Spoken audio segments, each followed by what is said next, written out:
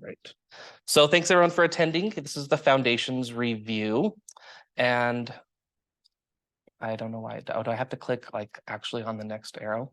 So first I'm going to talk about the test design for a little bit, how the test is laid out and organized.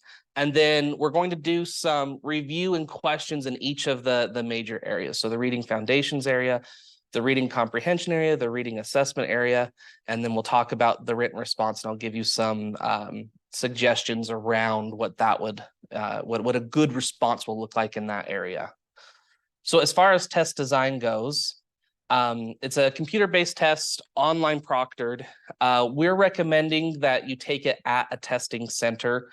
You can take it from home, but from what we've heard, there's glitches. People have been booted out that have taken it from home and have had to like restart. And so for a 4-hour gig, it just is going to be easier to take it at a testing center. 100 multiple choice questions plus 2 open response items.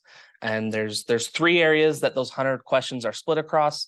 And then the 4th area, the 2 open response items is that 4th area. 4 hours of testing time, and then there's an initial tutorial that has a 15-minute, like this is how you navigate the platform. And I've heard that you get a break in there as well, that you can take a 10-minute break or a 15-minute break whenever whenever you want. And so I would, just recommend using that strategically of what that means to you. So the sub areas, the foundations of reading development is about 35% of your assessment. The development of reading comprehension is 27%, and then the reading assessment and instruction is 16%. And so you can kind of see how those questions break down. And then the open-ended response, you are guaranteed a question of foundation reading skills, and you're guaranteed a question in the area of reading comprehension. I don't know, I haven't talked to enough people yet to know whether the foundation one always comes first and the comprehension always comes second. There's a chance that it might be, one or the other, but you just keep an eye, you'll be able to tell from the way that the prompt is designed what area you're supposed to be looking at.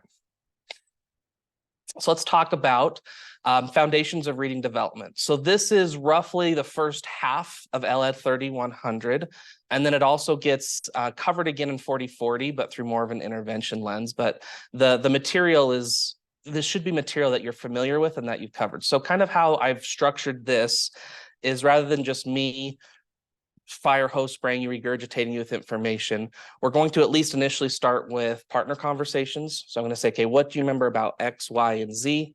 And then there'll be a couple questions that you'll take in that area. And then we'll do more of like me discussing and talking about it. And so my hope is, rather than having a gradual release of responsibility where you've already covered this content before and we're trying to just bring it back up to the surface and make the pieces fit, that we'll use a gradual increase of responsibility, or that I will provide kind of more support after we've done a couple initial rounds of practice items. So in the 4 areas, you've really got this first one that's talking about phonological phonemic awareness, concepts of print, and the alphabetic principle. Each sub area is divided up into their own individual objectives.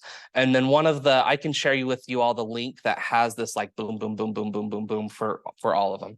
And so this is basically line by line what could be on the assessment. Also, principles for developing beginning reading skills, including phonics instruction, high frequency words, and spelling.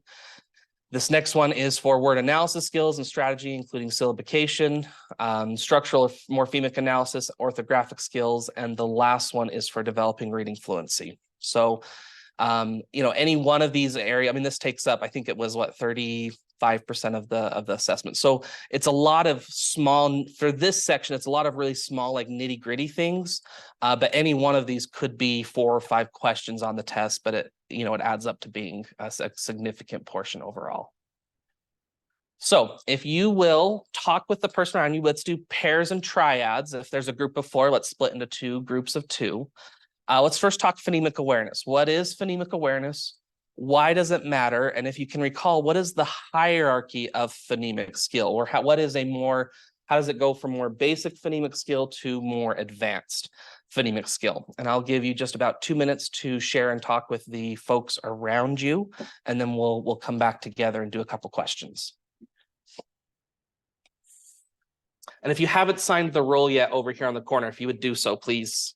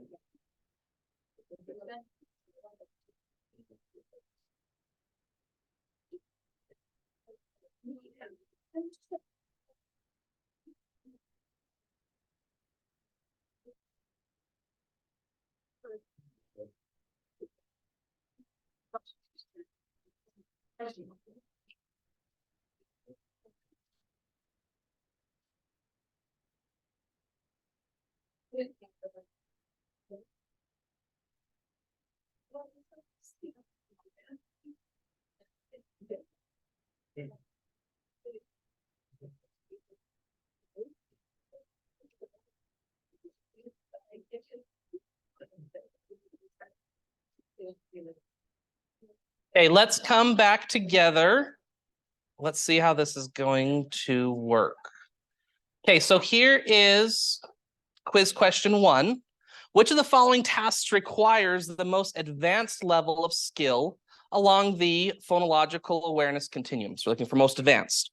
Orally segmenting the phonemes in the word chimp and then substituting ah for I to make a new word chomp.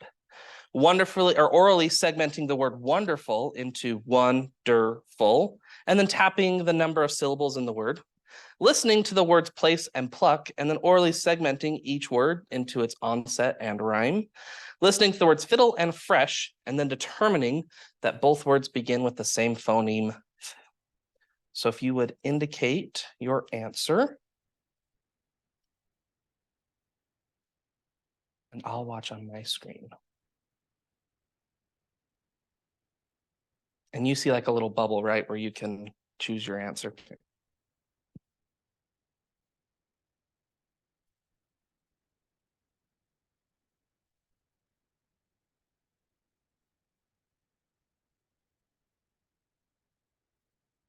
All right, so it looks like you all got it correct. Yay, air high five, that's great. So orally segmenting the phonemes in the word chimp and then substituting off for it to make a new word chomp. So you're remembering that phonemic awareness is happening along a continuum, and the most advanced level of that, or the most, the hardest to do or the most advanced, is being able to take a word, remove an individual sound from the word, not parts, not sounds, plural, but one sound from the word, replace it with a new sound to make a new word. So that's fantastic. Well done, everyone. Let's do another question. A teacher is selecting words to assess students' ability to segment the individual phonemes in spoken words. Which of the following words would require the highest level of skill with regard to orally segmenting phonemes? And your options are stamp, catch, fudge, and chase.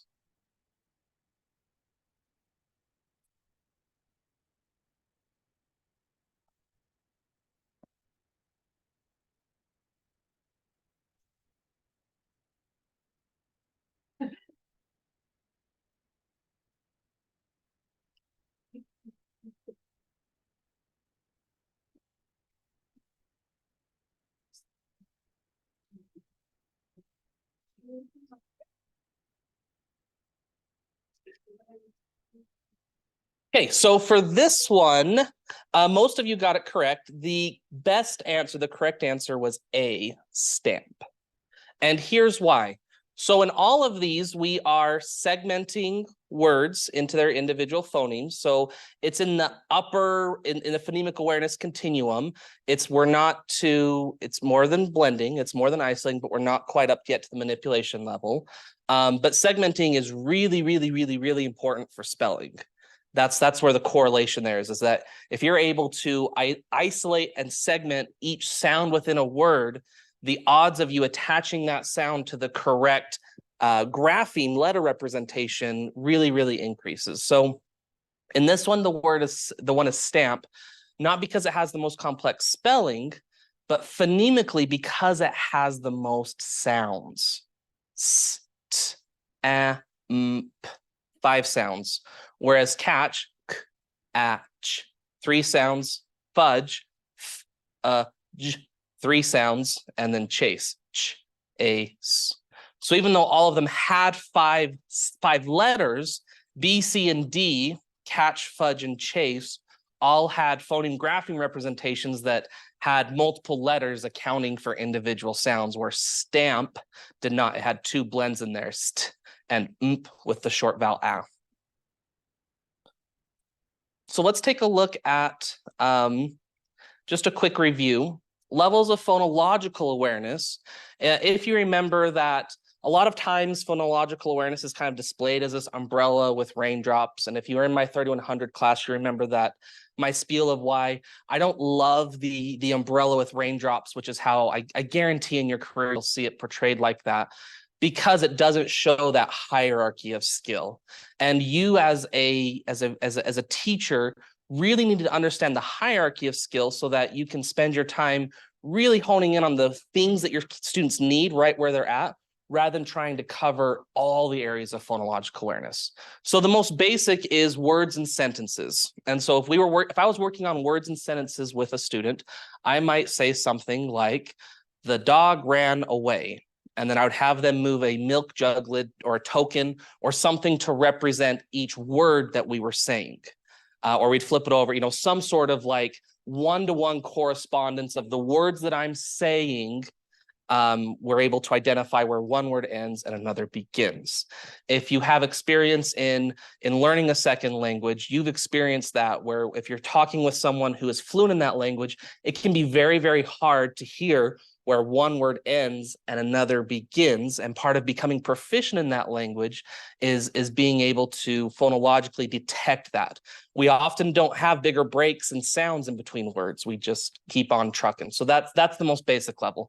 Then it goes to rhyming, being able to segment or blend, identify syllables within a word. Then we move to onset rhyme. Remember, the onset is everything up to the first vowel sound, and the rhyme is everything else. So if we took the word stamp, the onset would be st, and the rhyme would be amp. So onset, everything up to the first vowel sound, but not including the first vowel sound. The rhyme, R-I-M-E, is from the first vowel sound on. And then phonemic awareness is where we're starting to deal with individual sounds. Yes, question up front.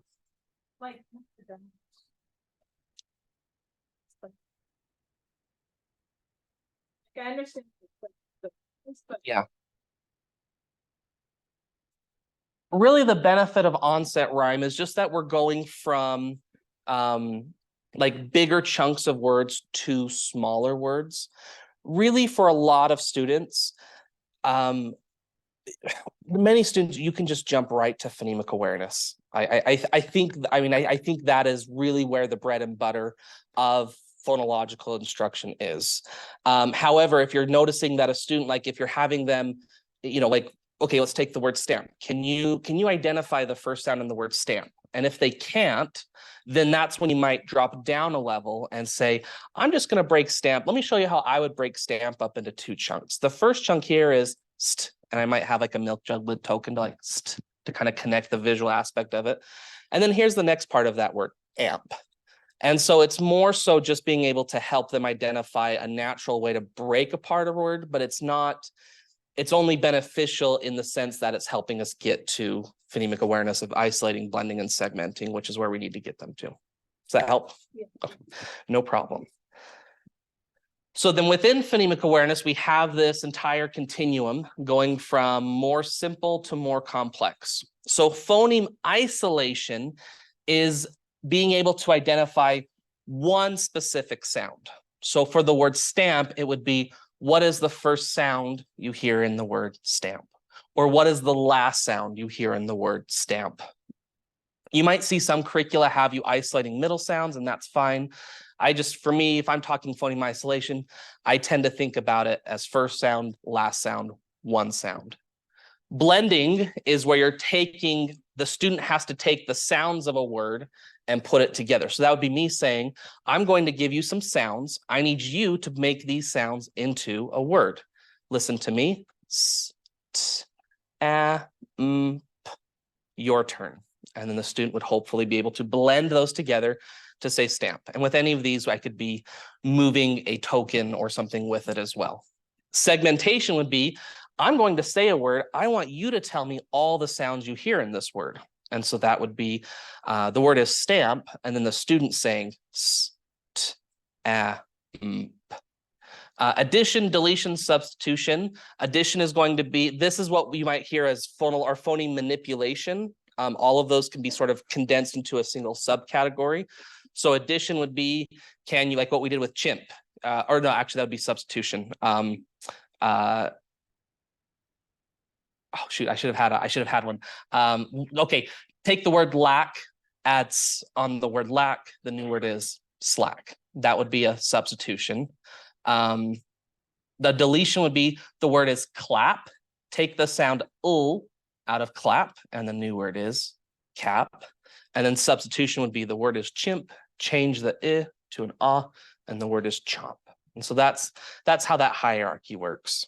And I do recommend the two questions that I gave you they're both trying to say which one is more advanced and more easy. That's pretty typical of the phonological questions on the practice assessment. So I wouldn't be surprised if you were given questions similar to that, of which one is more advanced than another, or within a specific area, which one is the most advanced or the most simple. Okay, let's do phonics and spelling now. If you will talk with the folks around you, what is phonics instruction? Why does it matter? And then what are the various phonics elements, consonants, vowels, etc. And we'll come back together for a couple quizzy questions in a minute.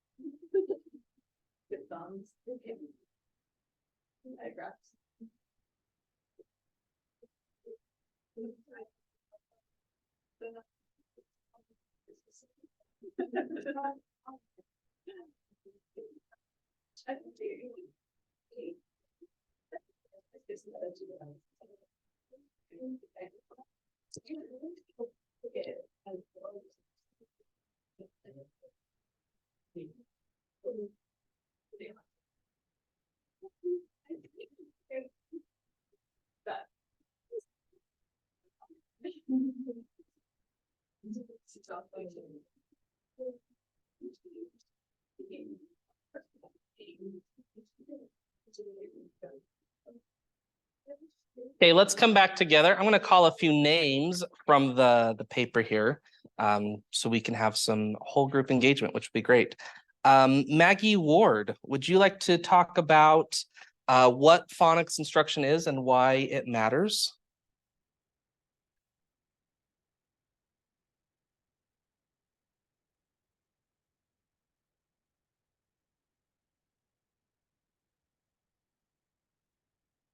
the patterns. So, why let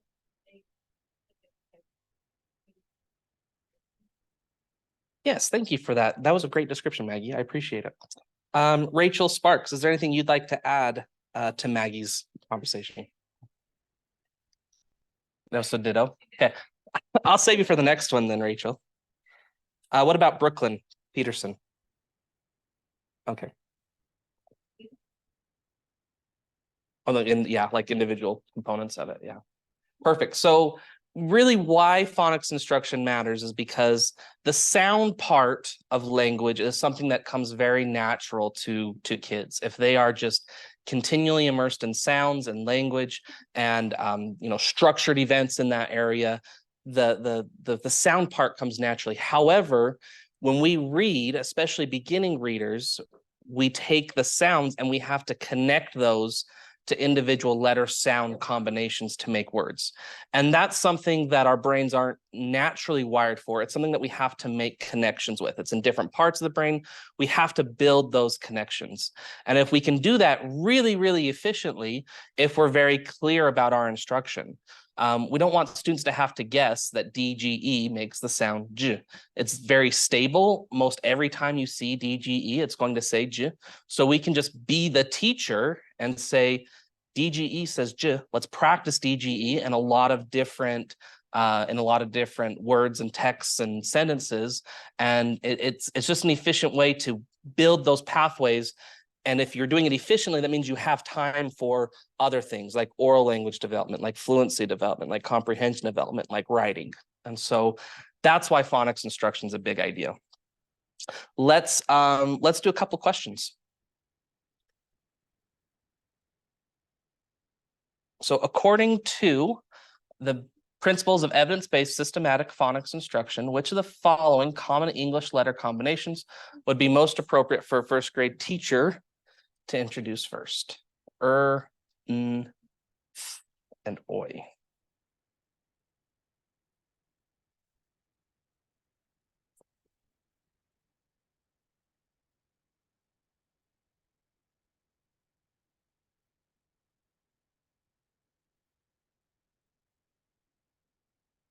All right. You all got it. The correct answer for that one is TH.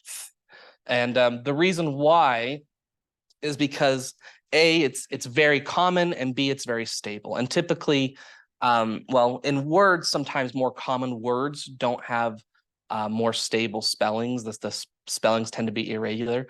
But when we're talking about letter sound combinations, the ones that tend to be common are also very regular. And so you need to know that TH can say th or th in a lot more instances than n, or oi. So well done on that one.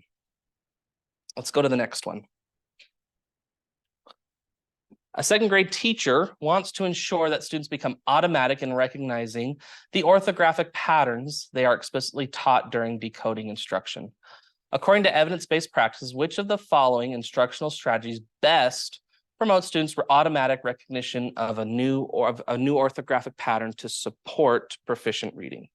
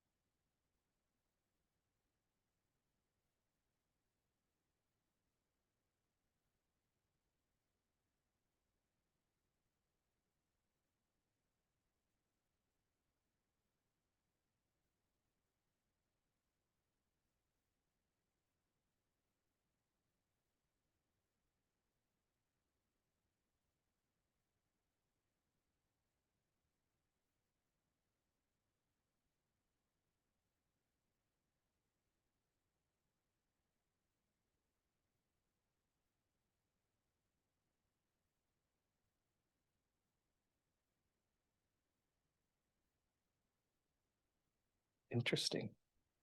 We have some division on this one. This will be great.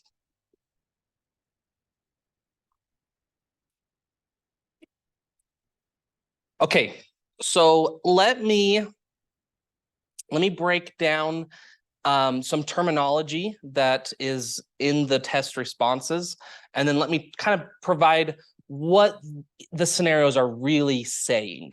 So option A, what option A is saying is that the way that we're going to do our phonics instruction is the books we are reading, the text we are reading for comprehension work, we're going to find unfamiliar letter sound patterns within that, and we're going to harvest those for the majority portion of our phonics instruction. What B is saying is that we're going to do phoneme graphing mapping, which that is work where you are connecting the sounds to the letters. So you're saying TH says th, and then you're doing that with encoding, which is decoding, which is reading, encoding, which is writing, and you're doing it specifically for new orthographic patterns rather than just ones that sort of randomly emerge in text. What C is saying is that what the 3 cueing system approach uses is basically it's asking students to say, did that word make sense in that context? Or is that what the picture is saying that word would mean? So it's really asking students to, rather than you teaching the word, it's asking students to use different aspects of the text to guess at what the word is, and just that specific word, not necessarily that pattern, and moving the pattern to new words. The last one with a tactile kinesthetic approach is really that's where you might have students like tracing letters in like sand or tracing it like in shaving cream on a desk. But a tactile kinesthetic approach often is emphasizing like the formation of the letters, but not necessarily connecting the letter names to the letter sounds. So in those, when it's laid out kind of in those aspects, B is the best answer, because what it's doing is it's providing the sound. Another reason we care about phonics instruction is that if we give students high leverage sounds, then they can generalize those to new words. And that's why B is the best answer. If we're talking about A and we're just sort of haphazardly taking letter sound combinations that we're encountering in text, that's not necessarily teaching toward generalization of new words. Now, if you're coming across words like that in comprehension, should you do some work with that? Absolutely. But that's incidental, not your bread and butter, if that makes sense. C, we don't want students guessing at words, because if they can only read a text with the picture, then all of a sudden, 2nd and 3rd grade, when pictures go away, those students will crash and burn. And context clues, there's data showing that context clues, even for like there's been studies with like college age readers, that they'll remove a word and they'll say, okay, I want you to guess at the word that's missing based on context. And it's a very, very irregular, sporadic task. It's not a high leverage strategy that can be consistently deployed. And with D, with tracing in the sand or using shaving cream on a desk, that's going to help emphasize for students that need help with like letter formation, but that's not necessarily generalizing to connecting it to sound and then generalizing it to a whole bunch of new words that contain that pattern and, you know, the initial and the ending and the medial position. So that's why B is the best answer. Yes. You know, for D, you'll see that some in like in kindergarten and maybe 1st grade. You know, really being able to form all of the letters legibly that's a kindergarten skill that we hope students would have down by the end of that year. And most can do it with just regular handwriting instruction, but there may be some that they just need an additional you know, they might just need an additional layer of support or additional sort of an alternate route, and that might be an option for them. But for phonics instruction, that's not necessarily bread and butter. Does that make sense? All right, let's keep trucking. Let's do quiz question 4. Oh, that's one we just did. Okay, so a couple review slides here. this is the stages in learning to read words. And I need to update this graphic because it's a few years, it just doesn't look as cute as it would if I were to do it again now, is what it is. But as students learn to read, they move from this pre-alphabetic stage to a partial alphabetic stage to a full to a consolidated. And this, I really recommend understanding this sequence for the test, but I also, when you're looking, especially if you're teaching K1, 2, and even third grade, you will be a better teacher if you can identify where they are, where your students are at along the scope and sequence, and where your group is at sort of along this developmental progression. So the pre-alphabetic stage, this is when students are paying attention to non-phonemic features. And it's really limited to, it's like being able to know that the logo of the Golden Arches says McDonald's, where, and this is really like toddler, preschool. If you're teaching kindergarten, your students should be past this, or you should be able to move them beyond that stage pretty quick. But that's sort of the very first level of being able to read, because it's showing that, oh, here's a visual feature that is representing something else, which is really at the heart of what reading is. And so if you have nieces or nephews or children of your own, you'll see around 2, 3, they start to know, in this valley, Maverick, right? Because we have it on every corner. And so, or McDonald's, and they begin to understand that. Where it comes really important for instruction is really the next 3 stages. So in the partial alphabetic stage, the student can read the first sound is, in the sense of meow, but then they're going to rely really heavily on context. And so there's going to be a lot of miscues. There's going to be a lot of errors. So this is a student that, if they're getting the first sound correct and then just guessing, then that shows that they don't have the automaticity in individual letter sound representations to read the word with low cognitive load. So, this is really hard, I'm just going to just guess. And what that shows is it shows that what they need is more automaticity in those letter sound representations. Then there's the stage of full alphabetic, which is where, and this is the quote for this one is glued to print. And so this is where students are very sound by sound reading. I have a first grader this year that at the beginning of the year was very, very sound by sound reading. When he would bring home his books that he was reading at night, it was sound by sound by sound by sound word, sound, sound, sound, word. And it's very laborious, but it's accurate. Whereas the other stage, it can be laborious, but often it just kind of feels like taking a machete to words. And so that's kind of what you're looking for. Are they glued to print, or are they really inaccurate in guessing at words? And that's kind of what distinguishes between those two. I've noticed in the last maybe 6 weeks, a little bit more of my student moving into that consolidated alphabet stage, where the processing becomes much more efficient. You and I, as proficient advanced readers, when we see words, if they're a word that you're familiar with, you actually, your neurons, your neural pathways have become super highways to just process the whole word at once. But you had to build to that point. And so this would be where the student is being able to process bigger chunks of a word at a time rather than sound by sound, or is able to process the entire word at a time.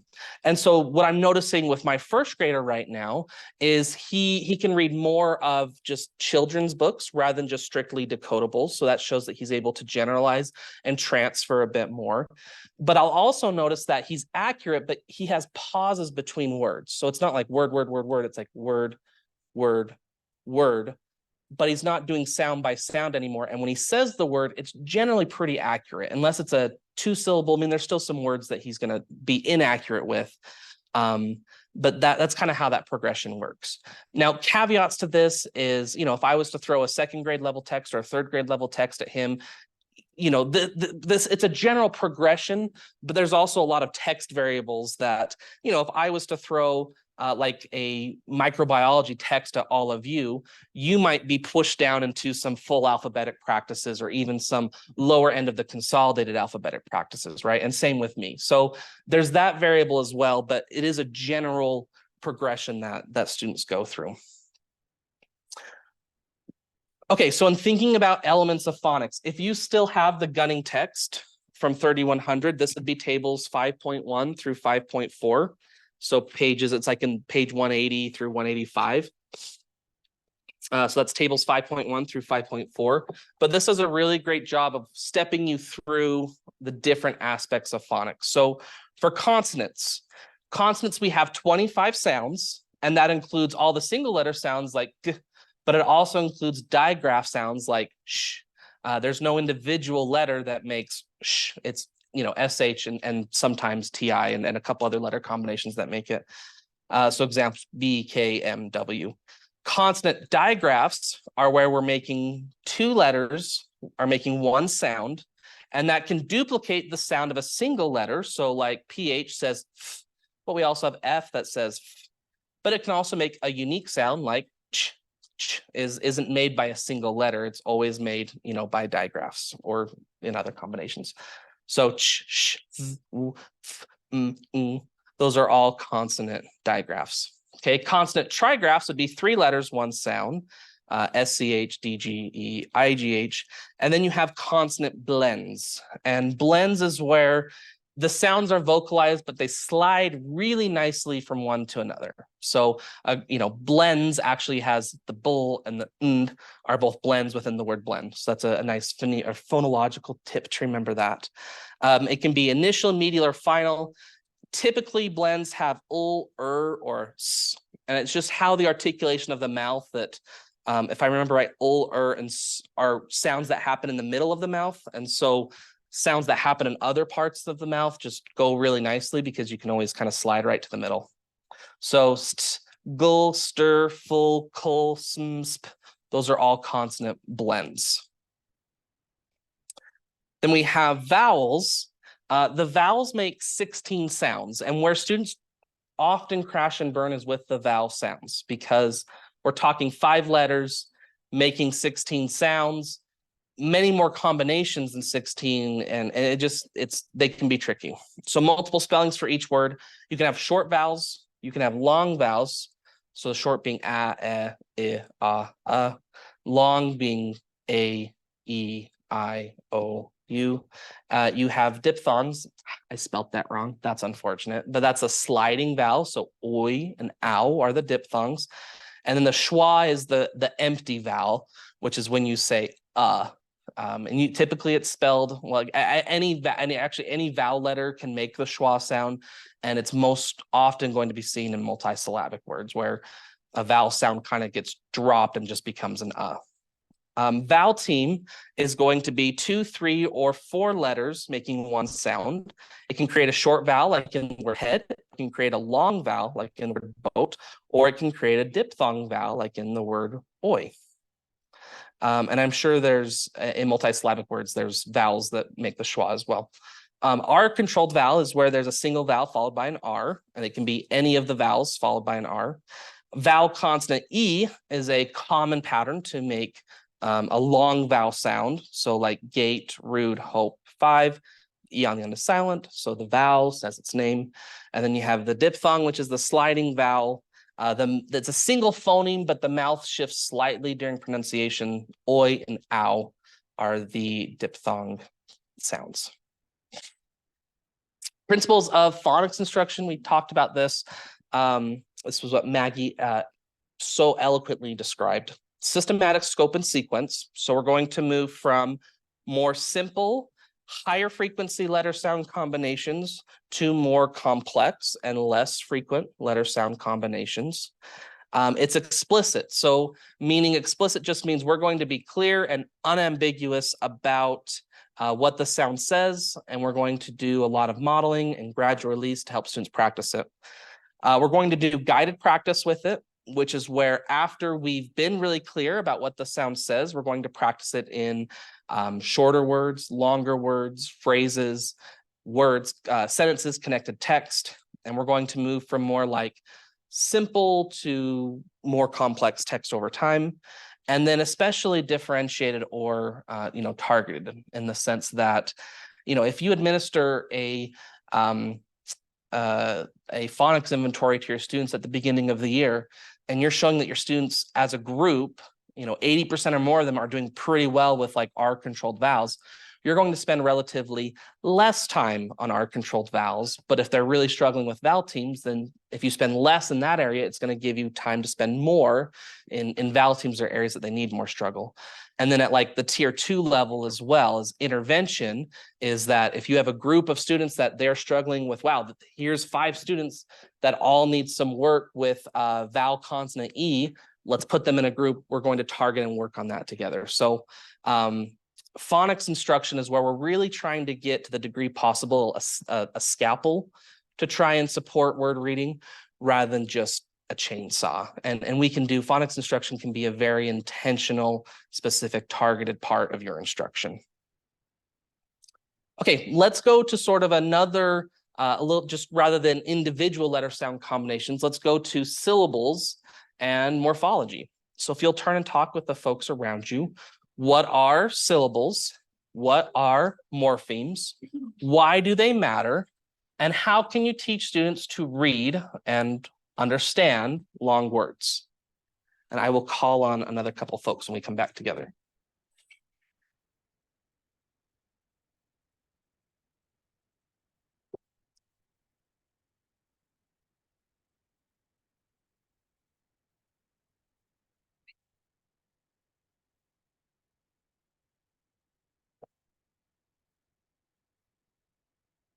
Yeah.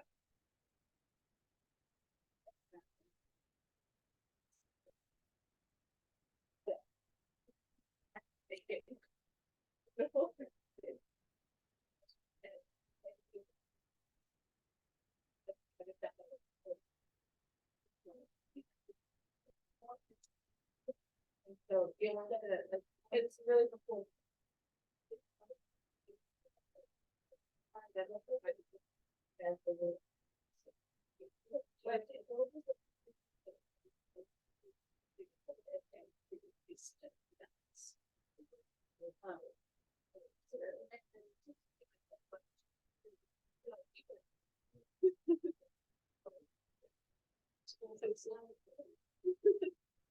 Yeah.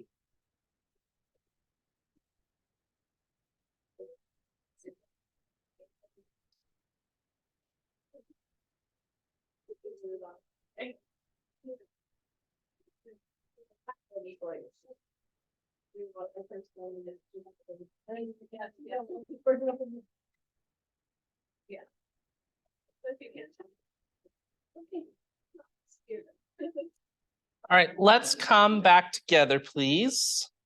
Jessa Geddes, do you want to recap what your group talked about?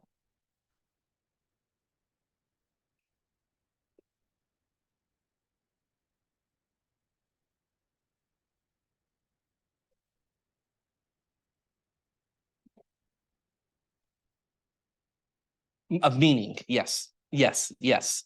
So that's a good overview of the eames, phonemes, individual sounds, graphemes, individual letters or written representations, and then morphemes being individual units of meaning. Yes, thank you. Rachel, would you like to add anything you'd like to add on to what Jessa said?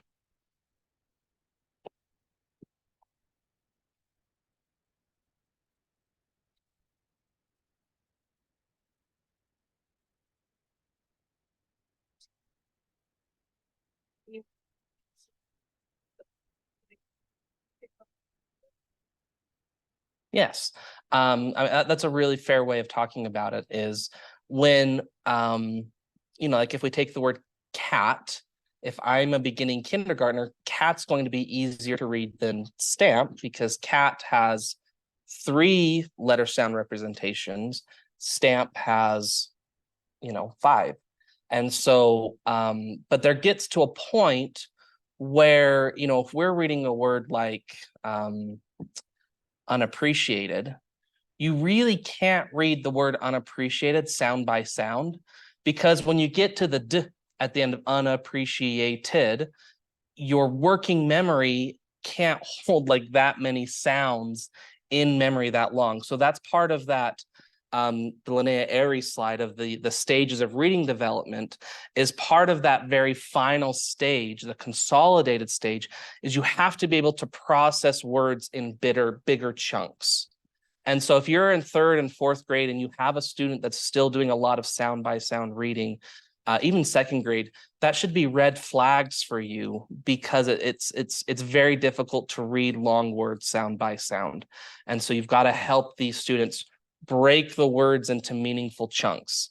And that in most instances, that's going to involve a mixture of syllabication or looking strictly by syllables, or morphology, which is kind of looking at parts of the word that convey meaning.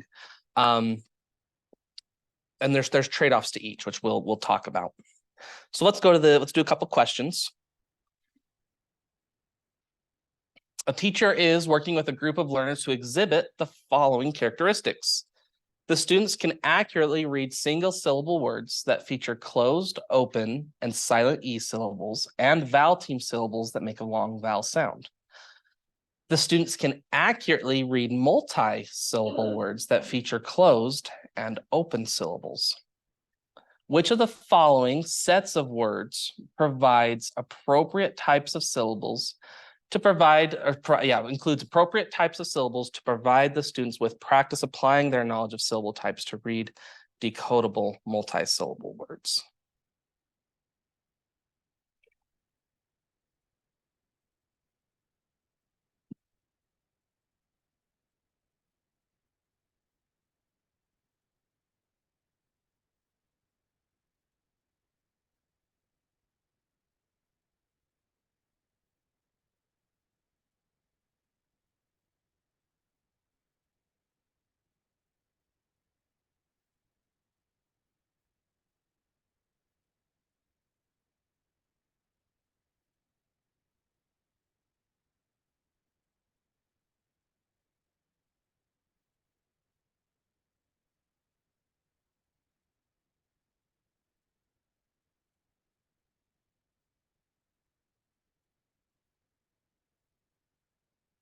All right, I'm really impressed. It looks like everyone that's answered this one correctly. So D is the correct answer. Air high five.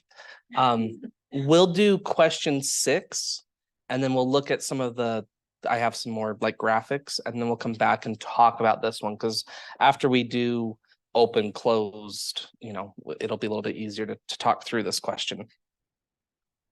So great job. Yeah, reveal, combine, and explain. Okay, let's do question 6 now. So this one, which of the following words that the students generate contains a derivational suffix?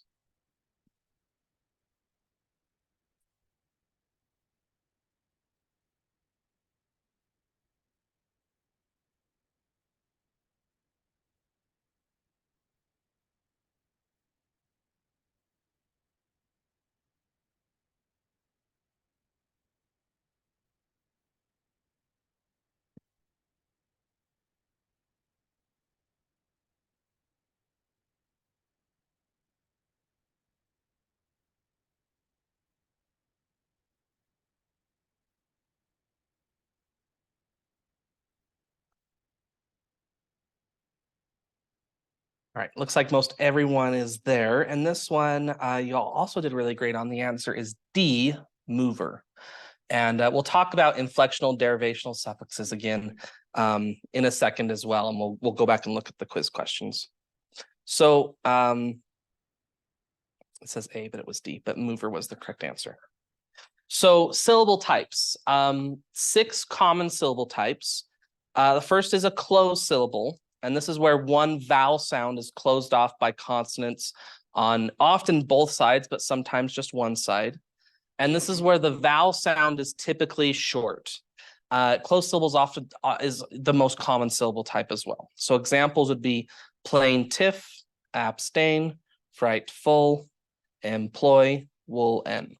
And so in those, it's closed off by vowel or by consonants, and like in, plaintiff and abstain, the tiff and the ab, they're both saying, the short sound. In an open syllable, the syllable ends in a vowel, and the vowel sound is typically long.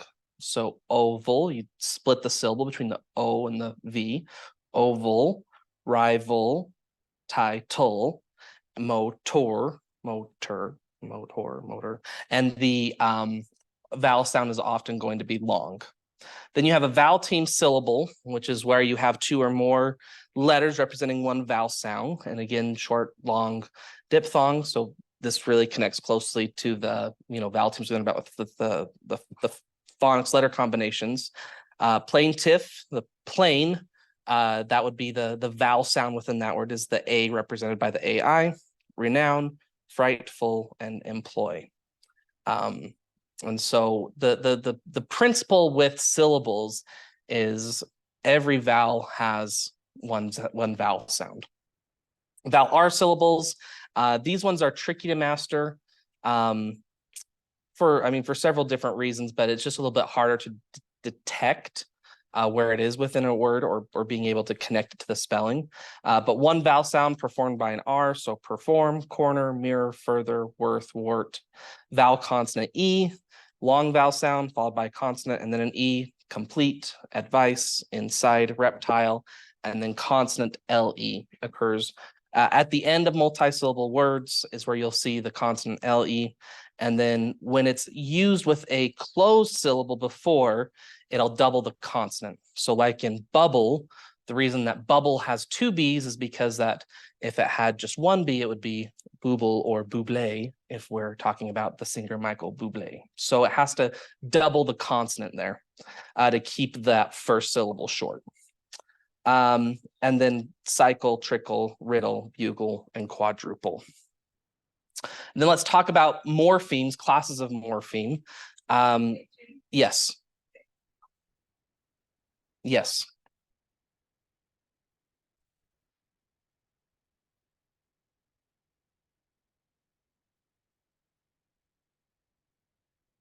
Yeah, I see what you're saying there. My guess is that because the CY it's a morphology thing and not a spelling thing.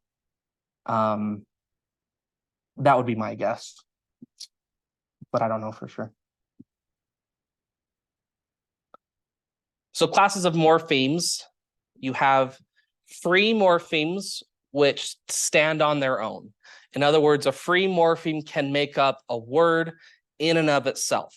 So these can be content words like book, run, she, they, jump, said, daylight. Even compound words where day and light and daylight are all can stand on their own.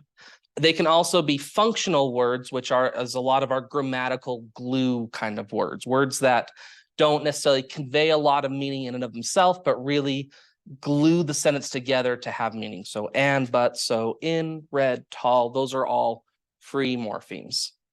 Then you have bound morphemes, which tends to be where a lot more of our morphology instruction is oriented because they are bound to other parts of a word. So they tend to make longer words because they have to be connected with other morphemes to make individual words. So you have prefixes, which come at the beginning of a word, and words can have multiple prefixes. Prefixes tend to have consistent meaning and consistent spelling. Sometimes there might be a small adjustment with a spelling, but generally it's the prefixes are going to have very consistent spelling. Then you have roots. Roots convey meaning, but they are not words that can stand in and of themselves. They're often Latin, but they can also be Greek or sometimes a French influence. Examples of that would be like spect, as in the word inspect, or spectacle. Spect it can't be a word in and of itself, but it conveys meaning and can be part of another word. Gress as in digress, ject as in inject, vis as in visual, cred as in credit or credential. They convey meaning, but they have to be connected to something else. Then you have two types of suffixes. You've got inflectional suffixes and derivational suffixes. So an inflectional suffix is more of a grammatical difference. So the difference between moves, moved, and moving, where it doesn't change the part of speech necessarily, but it doesn't change like the meaning of the word. It just is changing like the tense or grammatically changing the word. And these are learned first before derivational suffixes. So s, es, ed, ing, est, en. Then you have a derivational suffix, which is going to change the word into a different part of speech or into a new word. So in this one, where we had move, well, the is one who does something. So mover is a person who's doing the moving. So it's a derivational suffix. So examples there would be li, meant, ness, and full. So going back and looking at the mover question, that's why that one is a derivational suffix, is because it is changing the word into, the tense. So it's changing the grammatical portion of a word rather than just like moves, moving, moved. As when it happened, it's changing it into a person who did the moving. And then with this one, so this is one where you have to sort of pick through what the students are able to do. So this is a student that, well, first off, on the multi-syllable level, they can read closed and open syllables. So if we look at reveal, both of those, is an open syllable because it's long sound there. The veal is actually a vowel team syllable, but we know from the first bullet point that the students can do vowel team at a single syllable level. So it'd be appropriate to now stretch them. If they can do it at the single syllable level, we can give it to them at the multi-syllable level in combination with a syllable part that they already know. Same thing with combine. The come and combine, that is a closed syllable. The ine is a vowel or silent e syllable, which is what they can do at the single syllable level. And then explain, same thing. It's a closed syllable, the x, and then the plain is a vowel team syllable. This is a little bit more nitty gritty than I think you would have time for as a teacher, and to say that like, your 25 students are all going to be exactly at that level of proficiency. But there is an element of being able to see what syllable combinations your students are strong with and providing them exposure and more practice to read longer and longer words. Yes.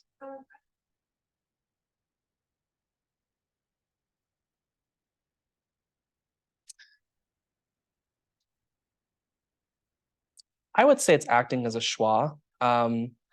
Because, and I'd be part of that. I mean, we could look at the like the COM and combine, combination. I mean, that probably is a morpheme that means bringing together. And so the morpheme by itself might be saying the but my guess is that it becomes a schwa because we're putting it in a multi-syllable word. But if anyone wants to look up the etymology of com and combine, that'd be great. But that would be my guess. Okay, we're going to do fluency, 2 more questions, and then we'll probably take a short break and we can jump into the reading comprehension chunk of it. So talk with the folks around you. What is reading fluency? Why does it matter? What are the components of fluency? And what evidence-based practices support fluency?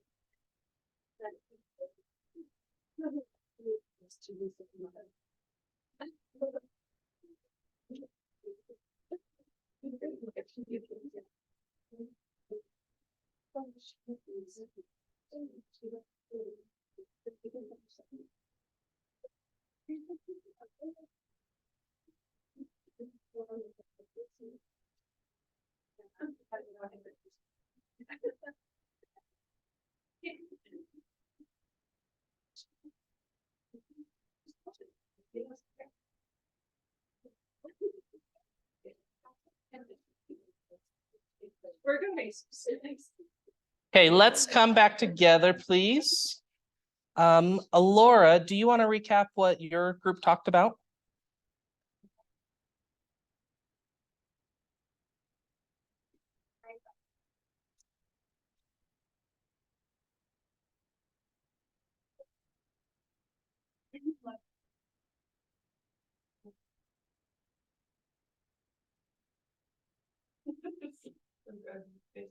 Great.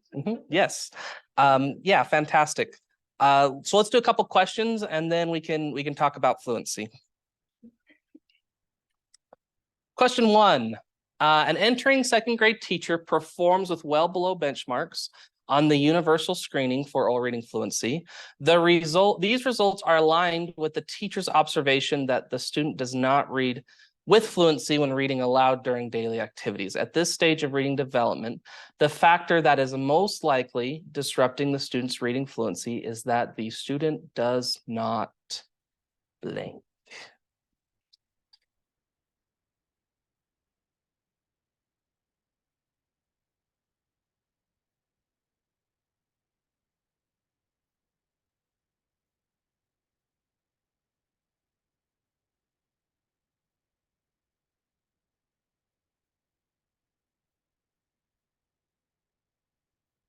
Some people changing their mind.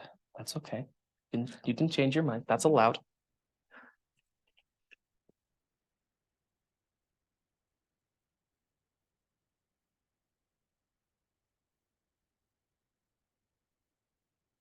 All right, well done. Everyone got A on this answer. So bing, air high five, that's great. Now this one is a case where it's more of the which one is the best answer. Because I would argue that if you don't know the meaning of the words that you're reading, that's going to affect your fluency because you know you're confirming what while you're reading text, you're confirming with meaning. Your fluency has this aspect of connecting to decoding and connecting to comprehension. So the main driver is what you all put as A, right? That's the being able to accurately decode the words and text. That's the primary bottleneck that can happen. And that's the one that we need to really be really aggressive in attending to. But if you don't know the vocabulary in a text, again, if I give you a text on microbiology, it's going to influence your fluency. Your accuracy might still be really high. Your pace might still be pretty decent, but it's probably really going to affect your prosody because you're spending a lot more cognitive effort trying to track what's happening. Language structure does influence our fluency as well. That more simple, straightforward sentence structures, we read more fluently. More complex sentence and text structures, we read less fluently. And that's, again, we might still be accurate, but the pace and the prosody might dip. And then, of course, background knowledge, that's going to connect really highly with B, because you don't have background knowledge, then you're going to be struggling with the vocabulary of words. And so it's going to influence how you're reading the text aloud. So I would argue that all of those in one way or another could influence fluency, but A is the one that's going to take the primary area of attention because that's going to be the main bottleneck. All right, let's look at another quiz question. Pop quiz. A third grade teacher observes that students who can read aloud fluently also demonstrate greater comprehension of expository text. The best explanation for this is that fluent readers what?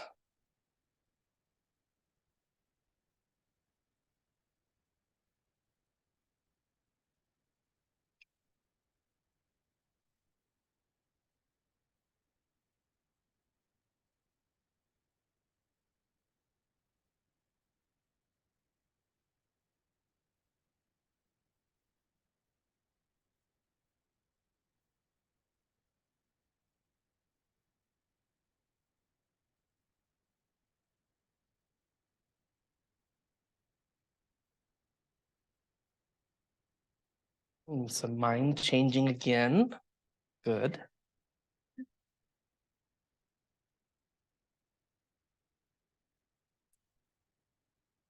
And this is one too that the style of the question really matters, because the students are more competent. They're comprehending the expository text better.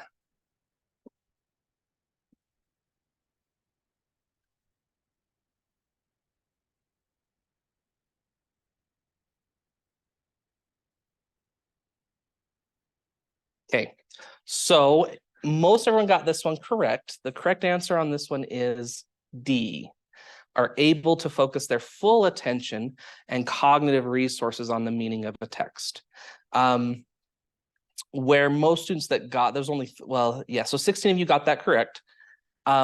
C was the next answer that folks answered.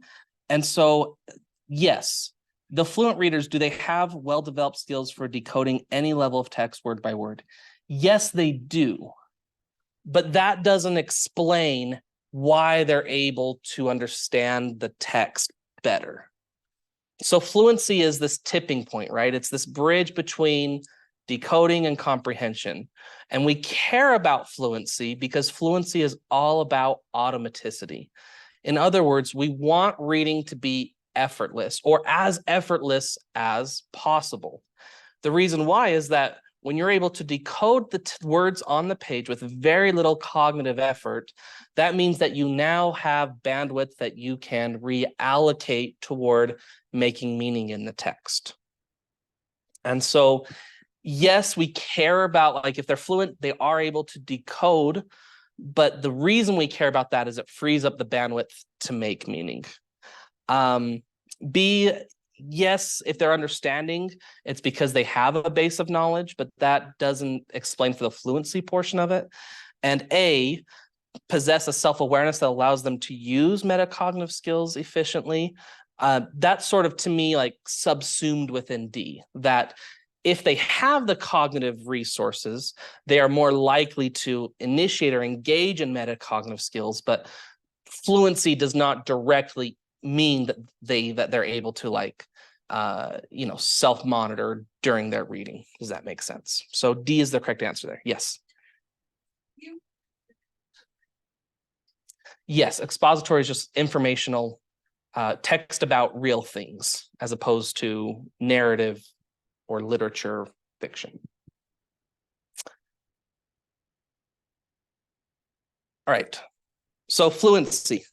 We care about automaticity, and this is like the drum that I will beat for the near future, and hopefully not until the day I die. But, in schools, it's often confused as speed, which we certainly care about speed, but we don't, but really speed is the proxy for automaticity, or for the level of bandwidth that a student is consumed by when they're reading. So we care about automaticity. We often measure this in rate or words correct per minute, but that's just a proxy for the automaticity. So I'm not opposed. Should you screen students by their rate? Absolutely. But what I'm saying is, for instructional purposes, you don't have to, like, crack the whip to push rate, because you can't directly influence the rate.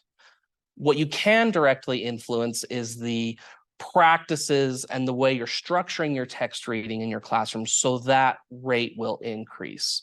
So in other words, I have never seen a study where a fluency intervention has been successfully delivered by students doing a 1-minute timing every day. I have not seen a single study out there doing that. But because that's the way it gets assessed in schools, that can often get conflated with how we're going to teach it. And so here's some other practices that'll work. Repeated reading is a huge one. Okay, using stretch text is another one, that if we give students practice in text that's just a little bit more challenging than what they could do on their own, over time they build more capacity and stamina in those texts. What it doesn't mean is round robin. So it doesn't mean you read a section and you read a paragraph and you read a paragraph. And what you should view, in my opinion, anytime you're reading text as a class, that's an opportunity to build fluency, because why not? Like there's that you can always be building fluency when you're in text. So even if you're doing it with a science text, don't be calling on individual students or doing round robin reading. Have students reading chorally out loud in partnerships. Have the whole class reading together. Find ways to structure high engagement practices so that you can have some volume, some extended practice and scaffolding with it. It also includes, so there's automaticity, accuracy, and prosody. Accuracy being closer to the phonics side of fluency, where we're reading the words accurately. Prosody being closer to the comprehension side, where we're able to layer meaning into the way that we're reading our words out loud. So use of volume, tone, expression, pacing. And there's prosody skills that we use to measure that. What I noticed when I looked at the practice questions on fluency, and this surprised me, but it just surprised me. I thought it was interesting. I think it's a great thing, but there was a lot of questions on poetry. And maybe I should have put a poetry question in there, but poetry is great. Like repeated reading is great with poetry because the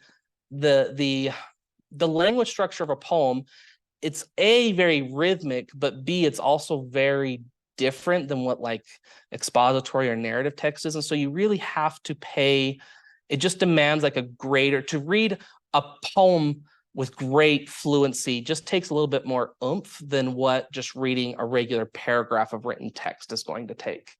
And so things like reader's theater are a great way to build fluency. Also, repeated reading with poetry is a great way to build fluency as well. So keep that in your mind, that poetry is a great way to do it as well.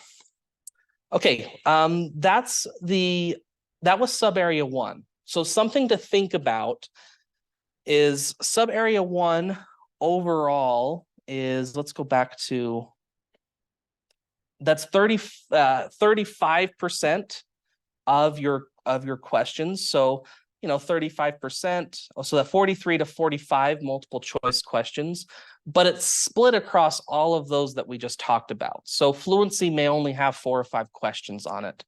Phonemic awareness may only have 4 or 5 questions on it, but in aggregate, it makes up a significant portion. So it's this balance of, you are going to need to know those in depth, but you're also going to have the breadth across all those areas. Before we take a break, on the back of this page here, I just did a little, if you're interested in, after you've taken the test, in providing the department some feedback on what really stuck out to you from the test, and then also any feedback on looking at your scope and sequence of classes, of courses, what really helped prepare you for the test and what areas you felt lacking.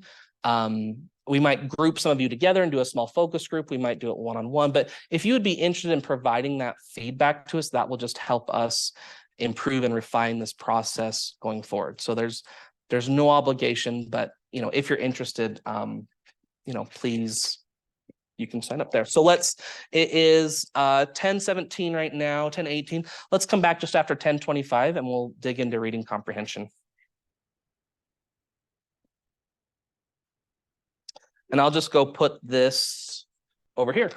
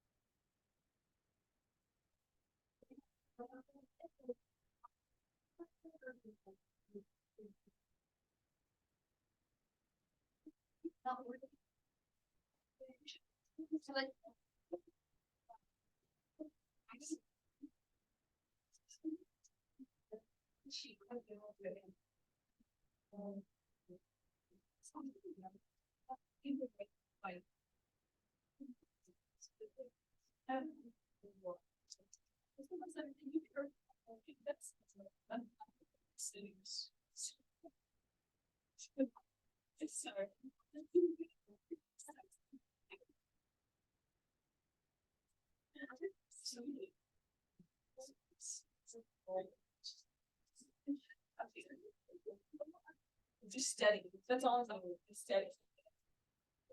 And it's fine, it's just rotate it up. So straight, so that- that I would say that it's singing, say that that's the- something like this, and it's these-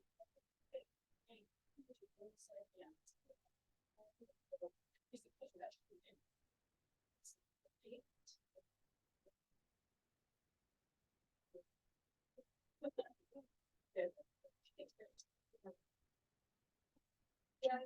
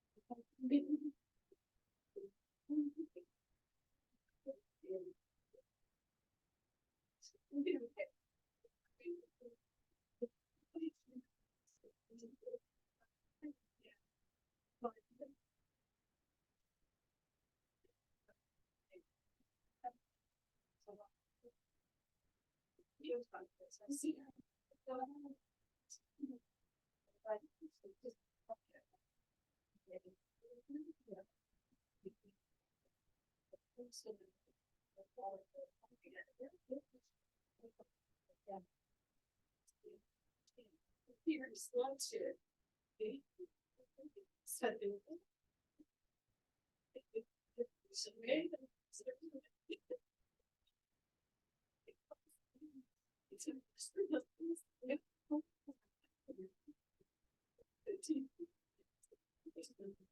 Because I think for some people it's like super. I think it's a pattern.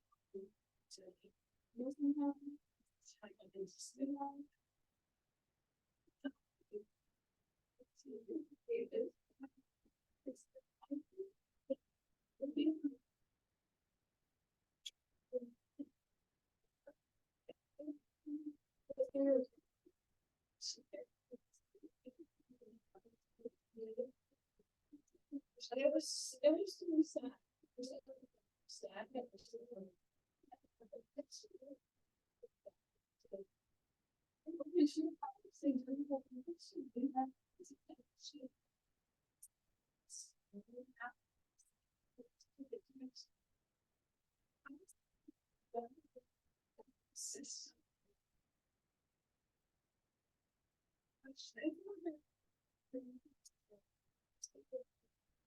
Hours. I didn't think about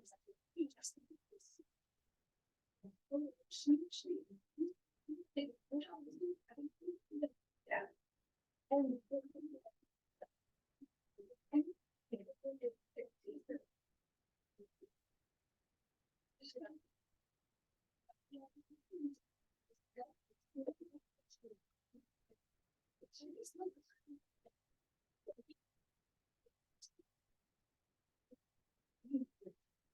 And something that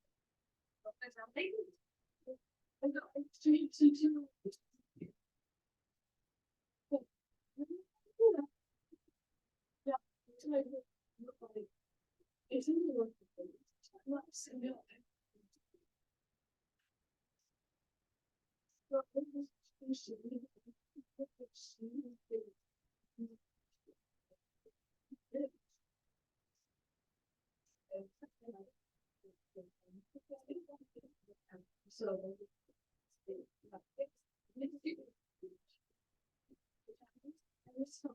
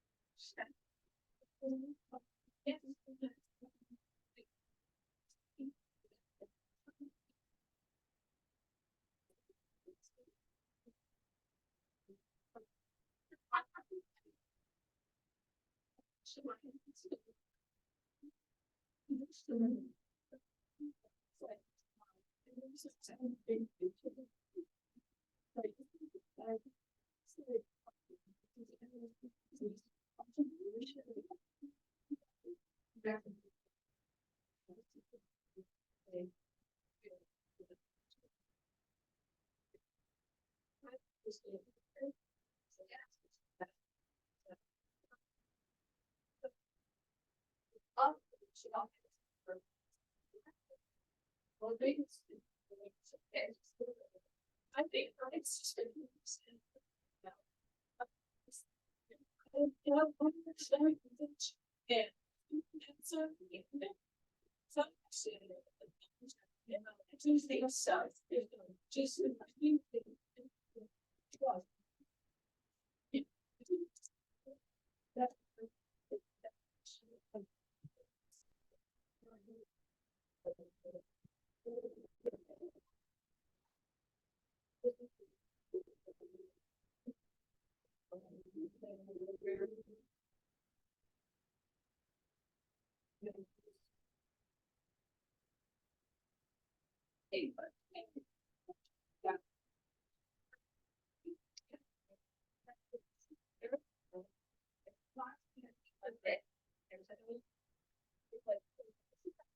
All right, let's come back together, please. So the second area is developing reading comprehension, which is 3 objectives rather than 4, and it's going to cover 27% of the test. And this is where I've talked with some folks about this. That was feedback I received, was that there was more comprehension on the assessment than they anticipated, which I think that's a great thing.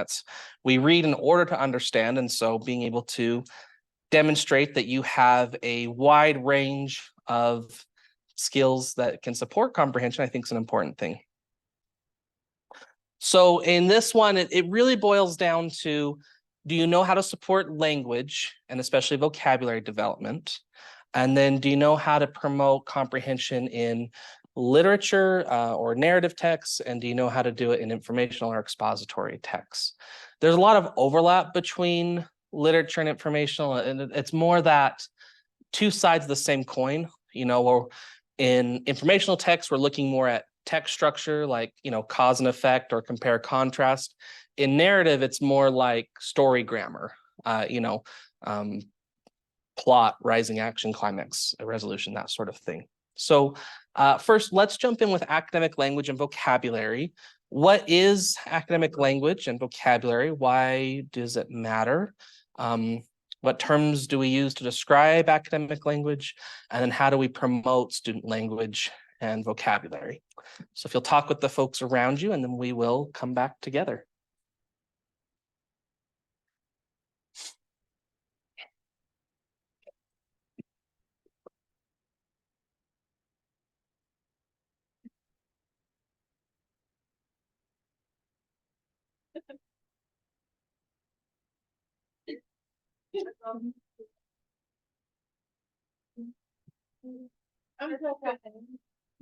I'm just like, you know.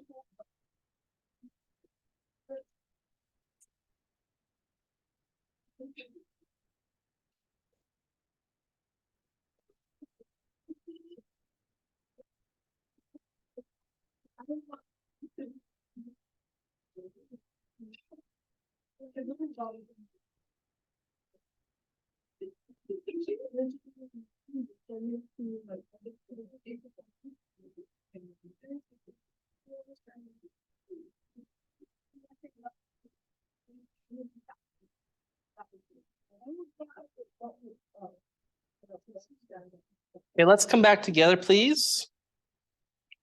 Kylie Gilmer, will you recap what your group talked about?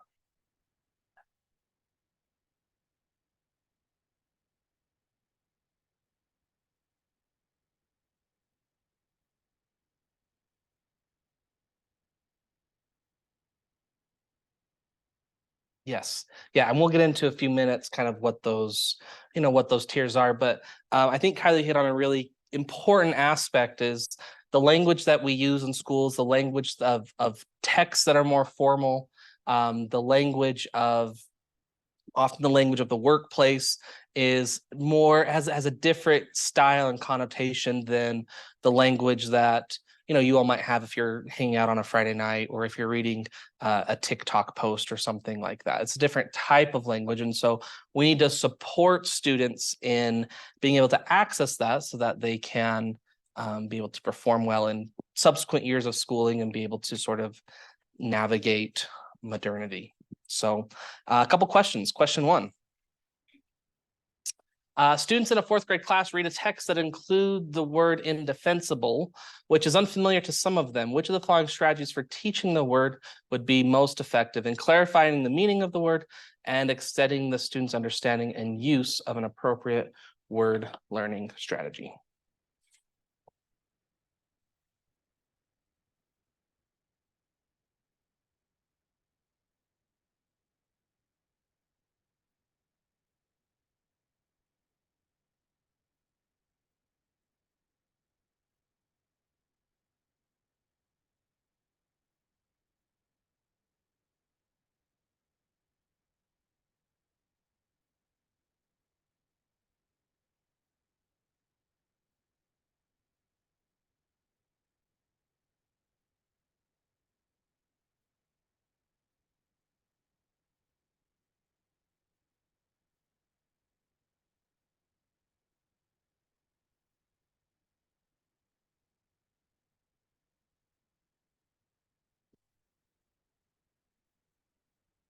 Right, looks like most everyone got it. The correct answer for this one is C, modeling for students how to apply knowledge of morphology to construct the meanings and use context to confirm it.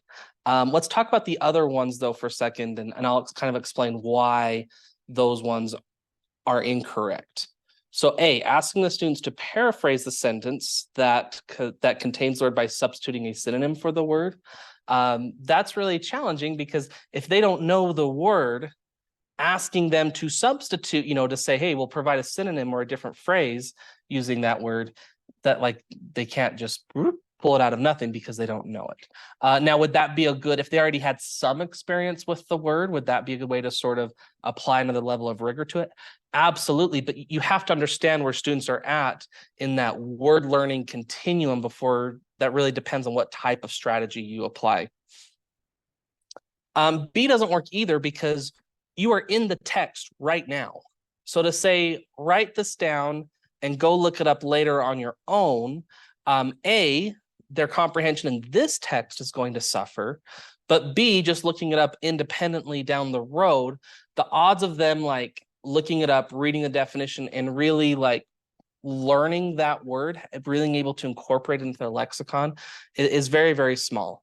D doesn't work either. If there was like if it's not C, then it would be D, right? Like this one, like before you read the text, is it good practice to do front loading of a very limited set of essential words?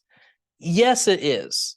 I think where this one gets tripped up is using like print and digital reference materials. So like, let's look it up in a dictionary, or let's like Google it online. Those are typically challenging because how many words do you look up in a dictionary that use words that are more complicated than the original word, you know, or have other words in the definition that the students don't understand.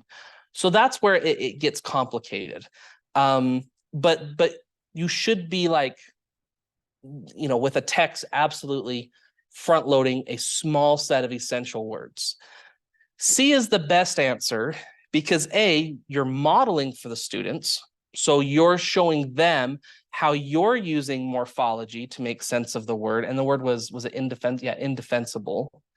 And so you're showing them how you would take like the in and defense and able to say, well, using what I know about morphology, you know, indefensible, like it means that it can't be defended. And then I might model a couple sample sentences that include the word indefensible. And I might say, well, let's check in the text and see if that sort of meaning makes sense with what we are reading. And so where you're modeling it for the students and you're modeling how you might use morphology flexibly, that A is helping them understand this text, like the meaning of that word in the context of this text. B, it's also hopefully helping them understand how to use indefensible in other texts, or, you know, just more learning that word more broadly. But C, it's also helping them see how morphology can be these pieces of words that we can sort of pull apart and break together and put back together to make new words. So that's why C is the best answer. All right, let's jump to quiz question 10. A 5th grade teacher is about to begin a new unit on ecosystems with an emphasis on the movement of matter among the various components of an ecosystem. Which of the following types of vocabulary words from the unit would be most appropriate for the teacher to pre-teach?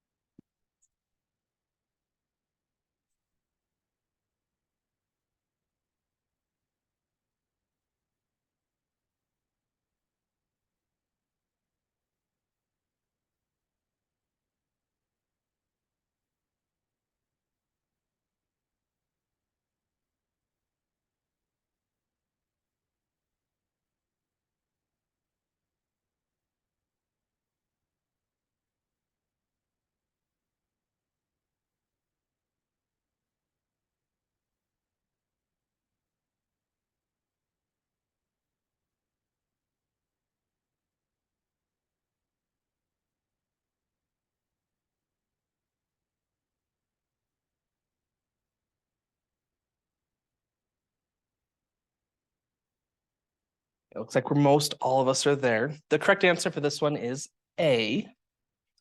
And let me talk through why. So B, high frequency, phonetically irregular words. Let's go back to what information we have from the question. So this is a 5th grade teacher. If we're thinking of high frequency, phonetically irregular words, those are words that the students should have had mastered by the time they come into 5th grade. Really, those should be mastered 2nd grade, because we're talking the top 100 most frequent words, right? Those make up like 48 or 50% of all text. And so really in 5th grade, you aren't going to be encountering high frequency words that specifically deal with ecosystems, right? Because we're talking about ecosystems, we're talking about domain specific words. Let's look at C. High frequency words that have multiple meanings.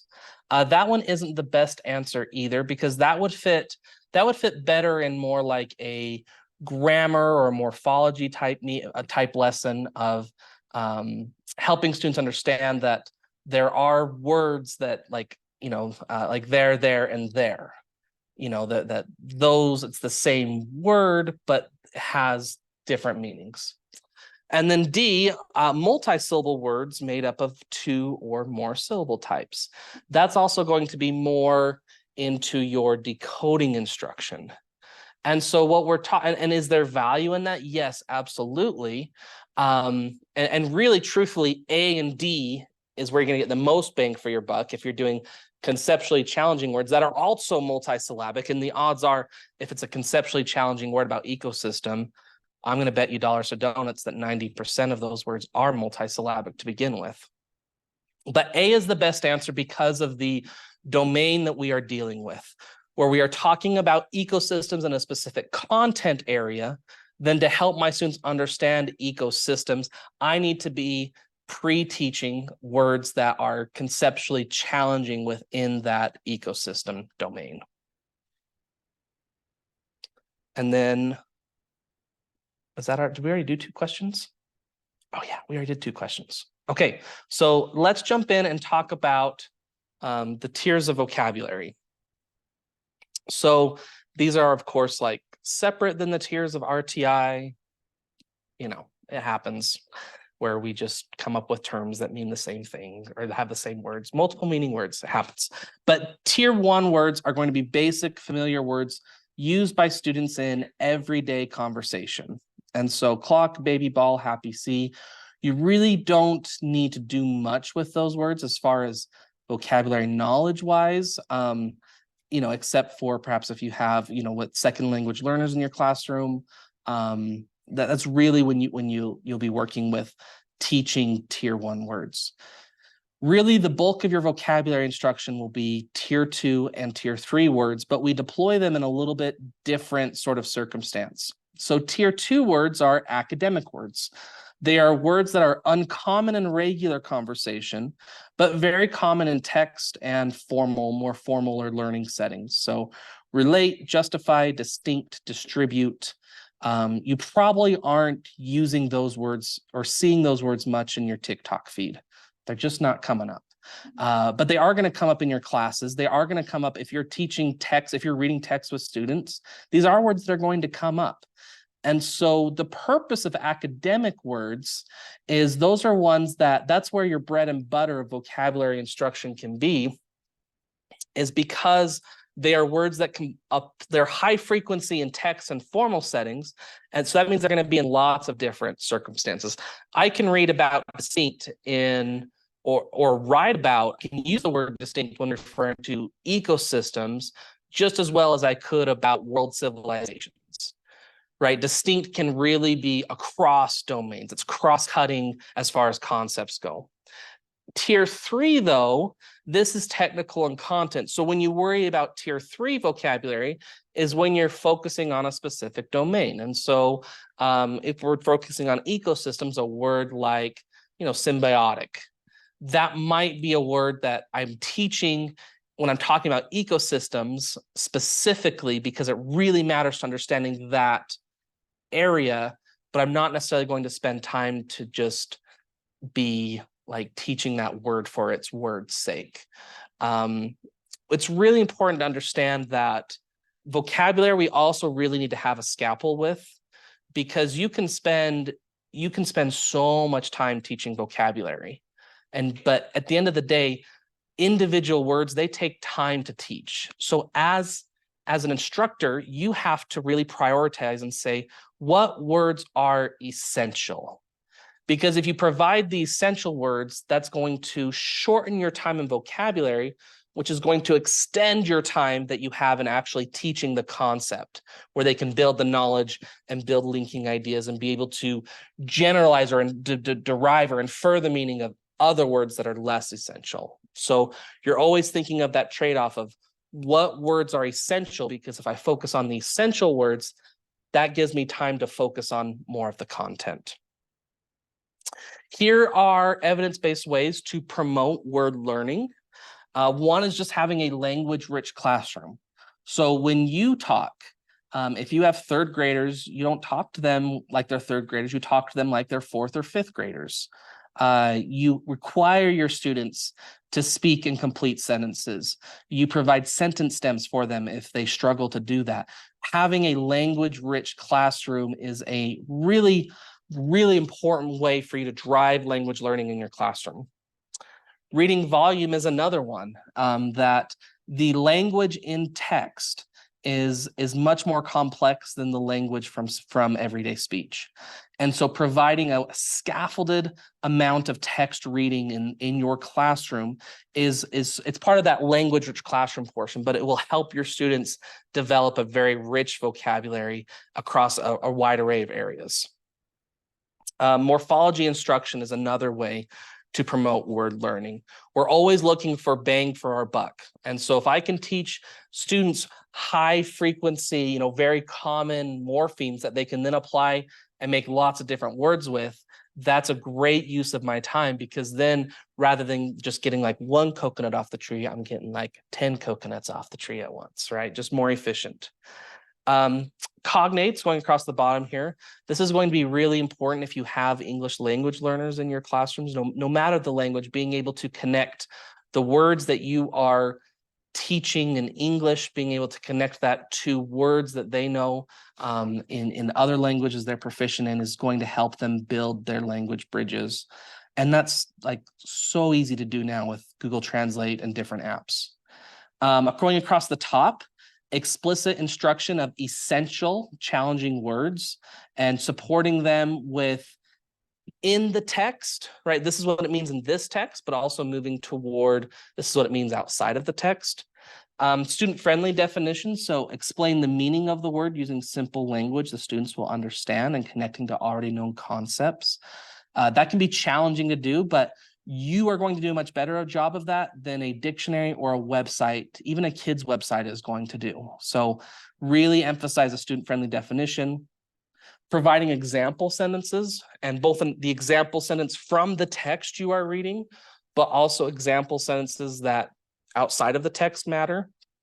And this one really matters is multiple exposures over time.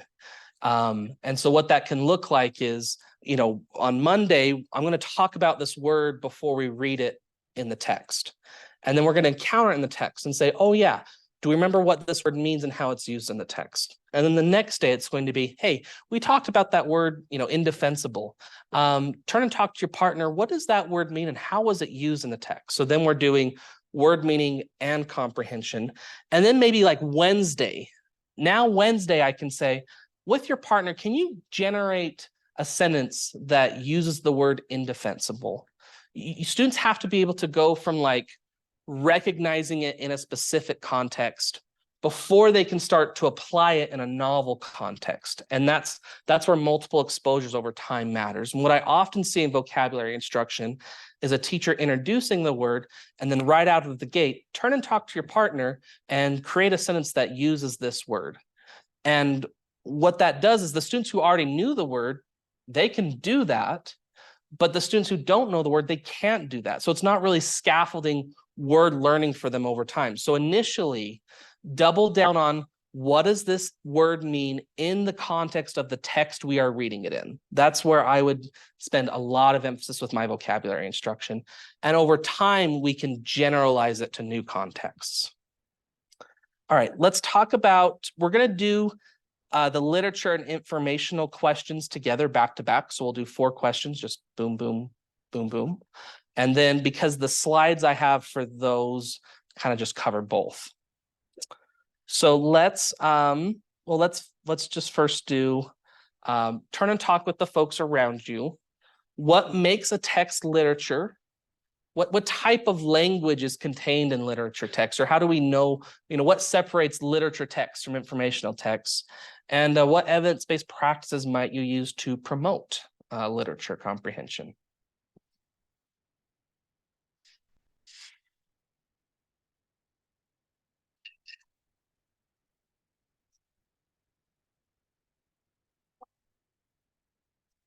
So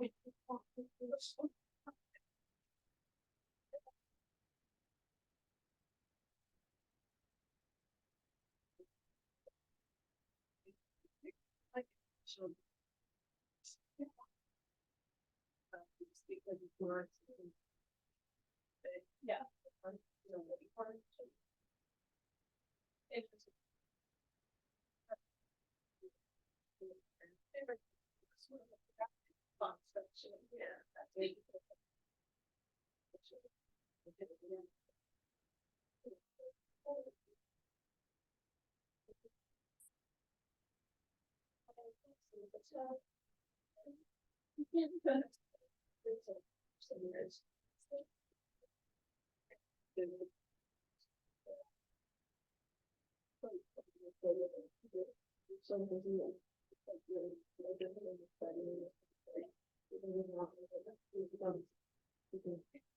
All right, let's come back together.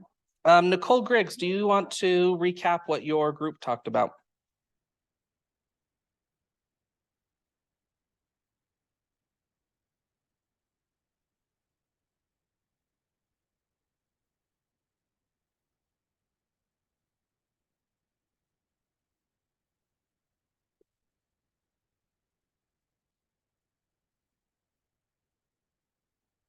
Some questions, it was like, who, what, why? Yeah. By like, drafts and pictures, whatever the region is. Yeah.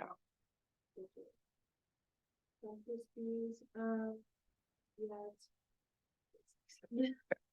Yeah, no, I think you did a great job, Nicole, of recapping that. So literature means that it's going to be following some sort of story, plot, storyline. And genres can really, especially nowadays, really can be blurred. I think authors are doing a lot of neat things with genres, but in general, literature involves stories and storytelling, fiction, nonfiction. But also, so that means the type of language is going to have a lot of tier 1 and tier 2 vocabulary, not necessarily as much tier 3. And when it does have tier 3 words, it might not be as like concentrated tier 3 vocabulary. Now there are some genres, like let's say fantasy or science fiction, where there's this like world building aspect of it. There might be like we're reading Harry Potter right now, and so there's spells and patronuses and like snitches, and there is like its own little tier 3 kind of vocabulary niche within it, but a lot of that language is going to be tier 2, tier 1. The type of language that in narrative you tend to see a lot more shades of meaning type words. A character is annoyed and peeved, upset, angry, and it's not going to say the character is angry, the character is angry, the character is angry, because that's boring. That's not good writing. And so with literature, it's helping students see where those shades of meaning are occurring within a text, because a good reader is picking up that the peeved, the annoyed, the angry, the upset are all sort of connected to the same event or mean the same thing. Your poor readers may not be picking up on that.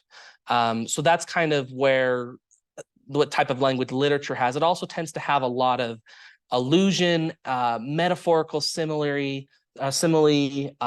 inferential type language, where the words on the page, like the character's as mad as a hornet's nest, right? Like it's metaphor, like it's alluding to something else. And so your readers might pick up a literal part of it, but there's a deeper portion that they're not getting. And that tends to happen a bit more in literature. There's a great book here at the library called Teaching Words and How They Work by Elfriede Hebert. And it really kind of talks about the language of literature and the language of informational text. Really, it does a really good job. All right, let's do a question. Pop quiz. Second grade teacher is reading aloud a literary text to the class. Which of the following post-reading activities would be most likely to promote the student's comprehension of the story by enhancing their literary analysis skills? So, yeah, with this one, it's literary analysis that's being focused on. Which of these is going to help your students really analyze the text?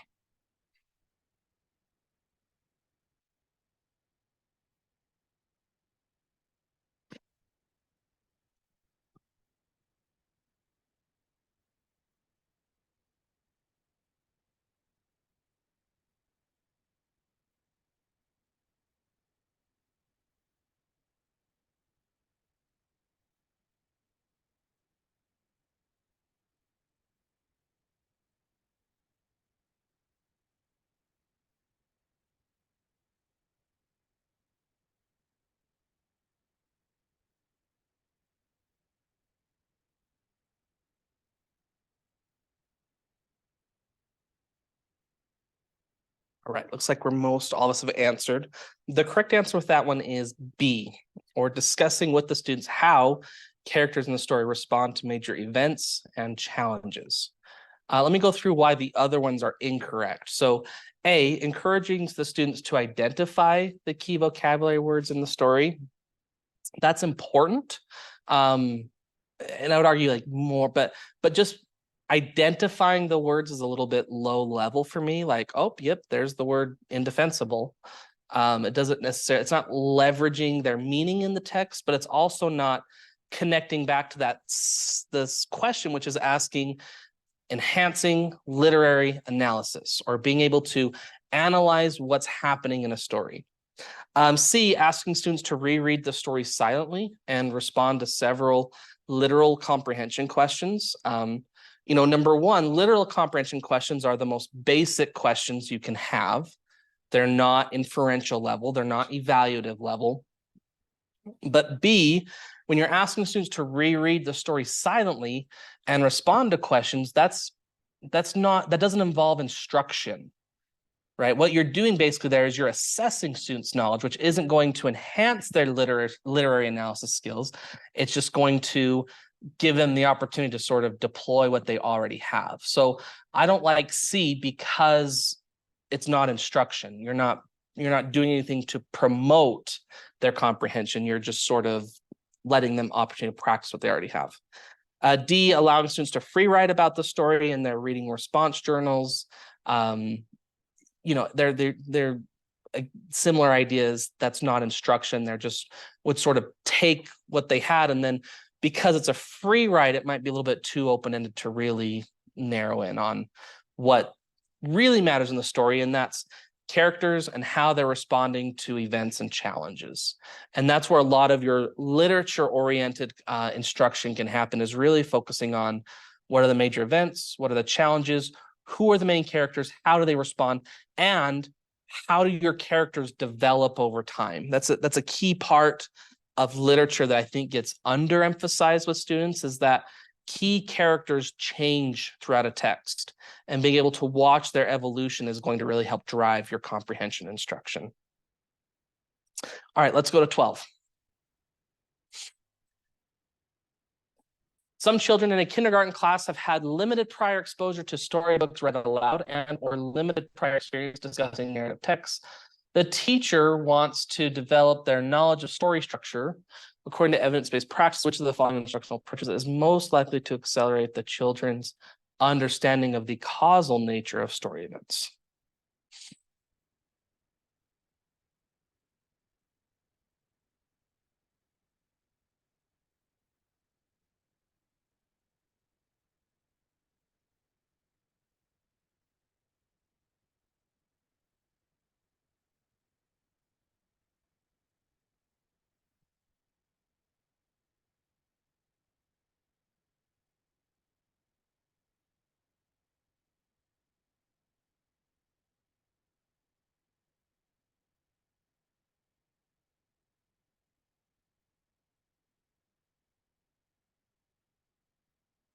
All right.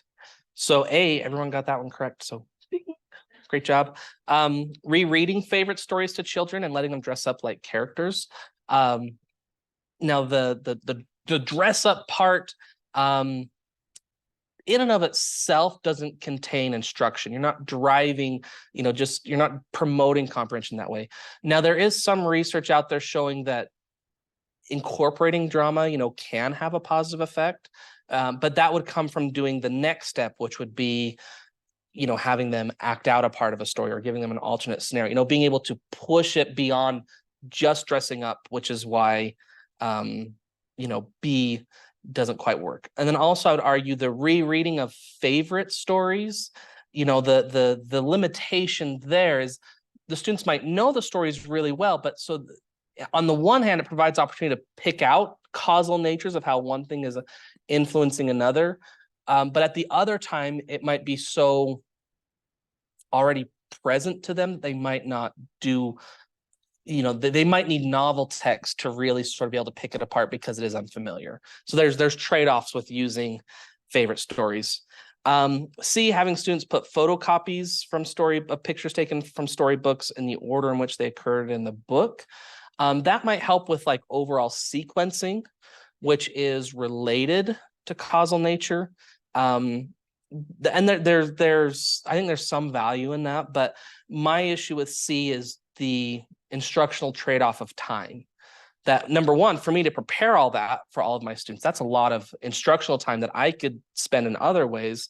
But then if we're talking kindergarten students and passing these photocopies out, having them rearrange it, that's just a lot of materials management that, you know, you're really going to have to like have some really great classroom management to do it effectively. But is that juice worth the squeeze? Is the time it takes to really deploy that effectively going to yield the results that you want?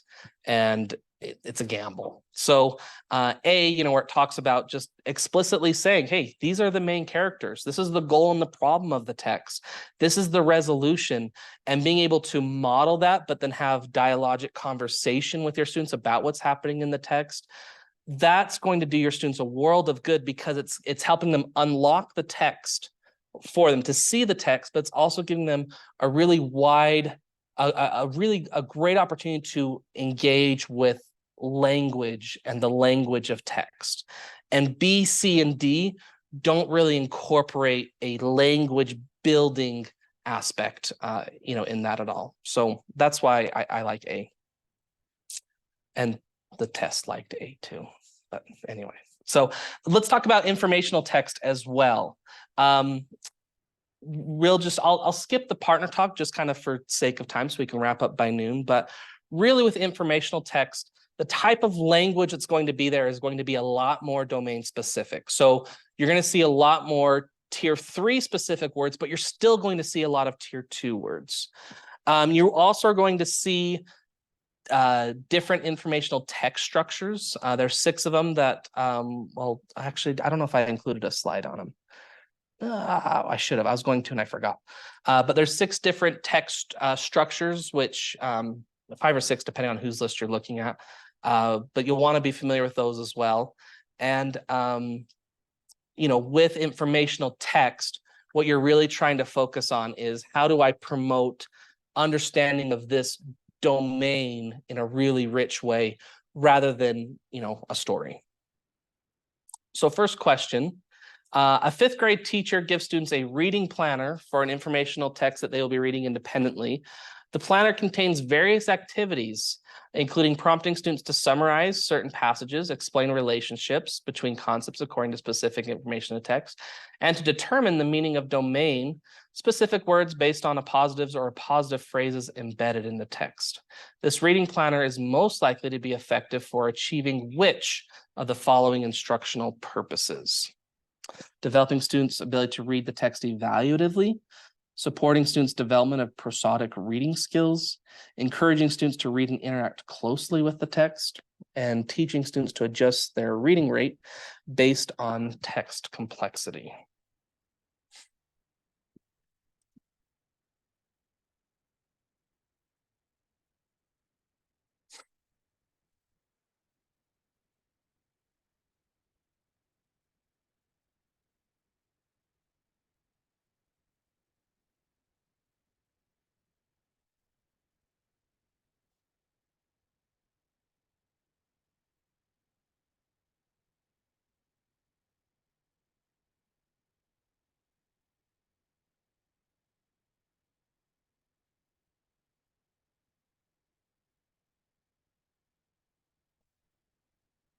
All right, looks like we're all there.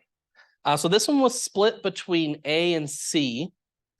The best answer here is C. The reason why, if we look at A, developing students' ability to read the text evaluatively, we sort of have multiple layers of comprehension, right? There's a literal layer, which is what the text is saying explicitly. There's an inferential layer, which is what's really happening beyond the text, that isn't explicitly stated in the text, but that you have to extend or infer meaning to. And then there's this evaluative where you can sort of judge, you know, well, was the character justified or not justified? Or this evaluative level where you can start to compare and contrast whole texts. And so essentially what this 5th grade teacher did is assign them a packet of worksheets. It might say it's a reading planner, but to me, this sounds like a packet of worksheets, which in general, if the students are going to be doing a set of independent reading, some scaffold is better than no scaffold, but I wouldn't recommend this for like a major driver of your comprehension instruction. But if it's text, the students are going to reading independently anyway, then there could be some value in it. But when we look at it, what it's really asking the students to do is it's asking them to attend to specific information in the text, to determine the meaning of domain-specific words, and so appositives are like, informational texts do this all the time. Like the process by which plants turn oxygen into food, or photosynthesis, is a major way that where it's sort of just interjects the definition of the word in the sentence, or like the dog Rufus ran off the leash. Those are appositives where it sort of is on like injecting a definition or a meaning inside the sentence. So what this reading planner, in quotes, is asking the students to do is to really read and interact closely with the text. If you're wanting to develop the student's ability to read the text evaluatively, if you're trying to get to that upper echelon of reading comprehension instruction, a worksheet and packet isn't going to get you there. That's going to take you doing some really rigorous modeling, discussion, and work with the class. B, it's not really supporting their prosody. They're not doing any work with tone, volume, pacing. And D, it's not really teaching the students to self-monitor of saying, oh, if the text is more complex, I might need to go a little bit slower through that. It's not supporting that either. All right, let's jump to 14. A 6th grade teacher gives students several essays that present contrasting opinions on a current social issue. The teacher then asks students to consider the following questions as they read the text. What is the author's opinion on the issue? How might the author's background influence the opinion? What evidence does the author use to support the opinion? These questions support reading comprehension primarily by prompting them to do what?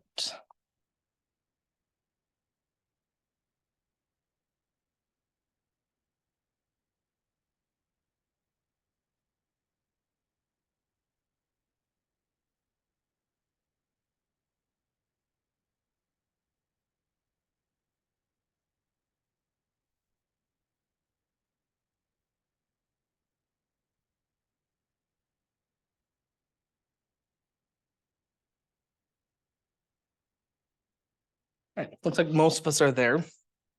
The correct answer for this one is D. And here's why. So it's asking students to analyze point of view in expository text.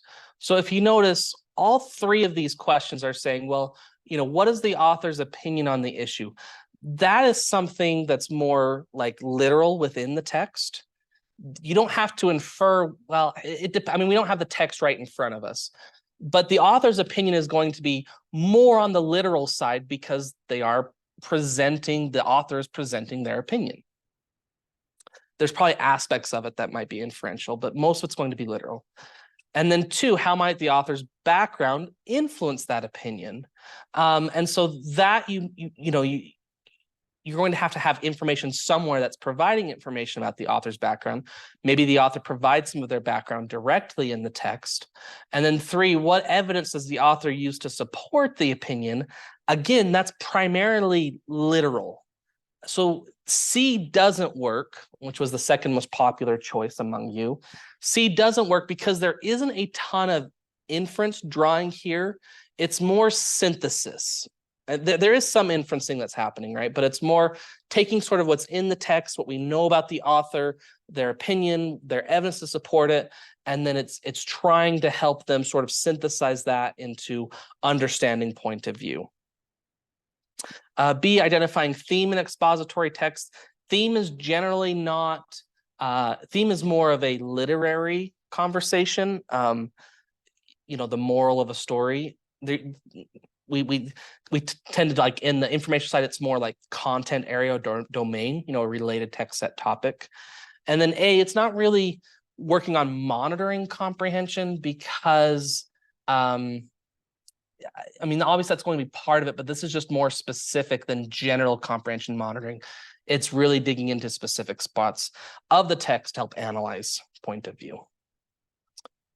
Okay, so let's talk about reading comprehension. I've already referred to these a few times, but we're thinking of this hierarchy of comprehension really, really matters. And I think it's under talked about in schools. I think it's under applied in schools. But when you're looking at supporting students with their comprehension, you need to be thinking of, in this text, what's literal? What is the text saying explicitly on the page? Especially if it's literature, what is inferential? What is beyond the text?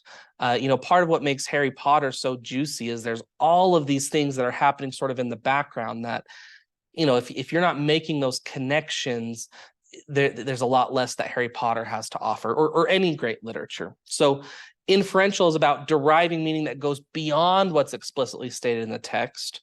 And you can use clues, content, background knowledge to do that. And then there's this evaluative level, which is more of critically analyzing and assessing a text content purpose. It's more judging or evaluating what the text is about. It can also be sort of synthesizing multiple texts together.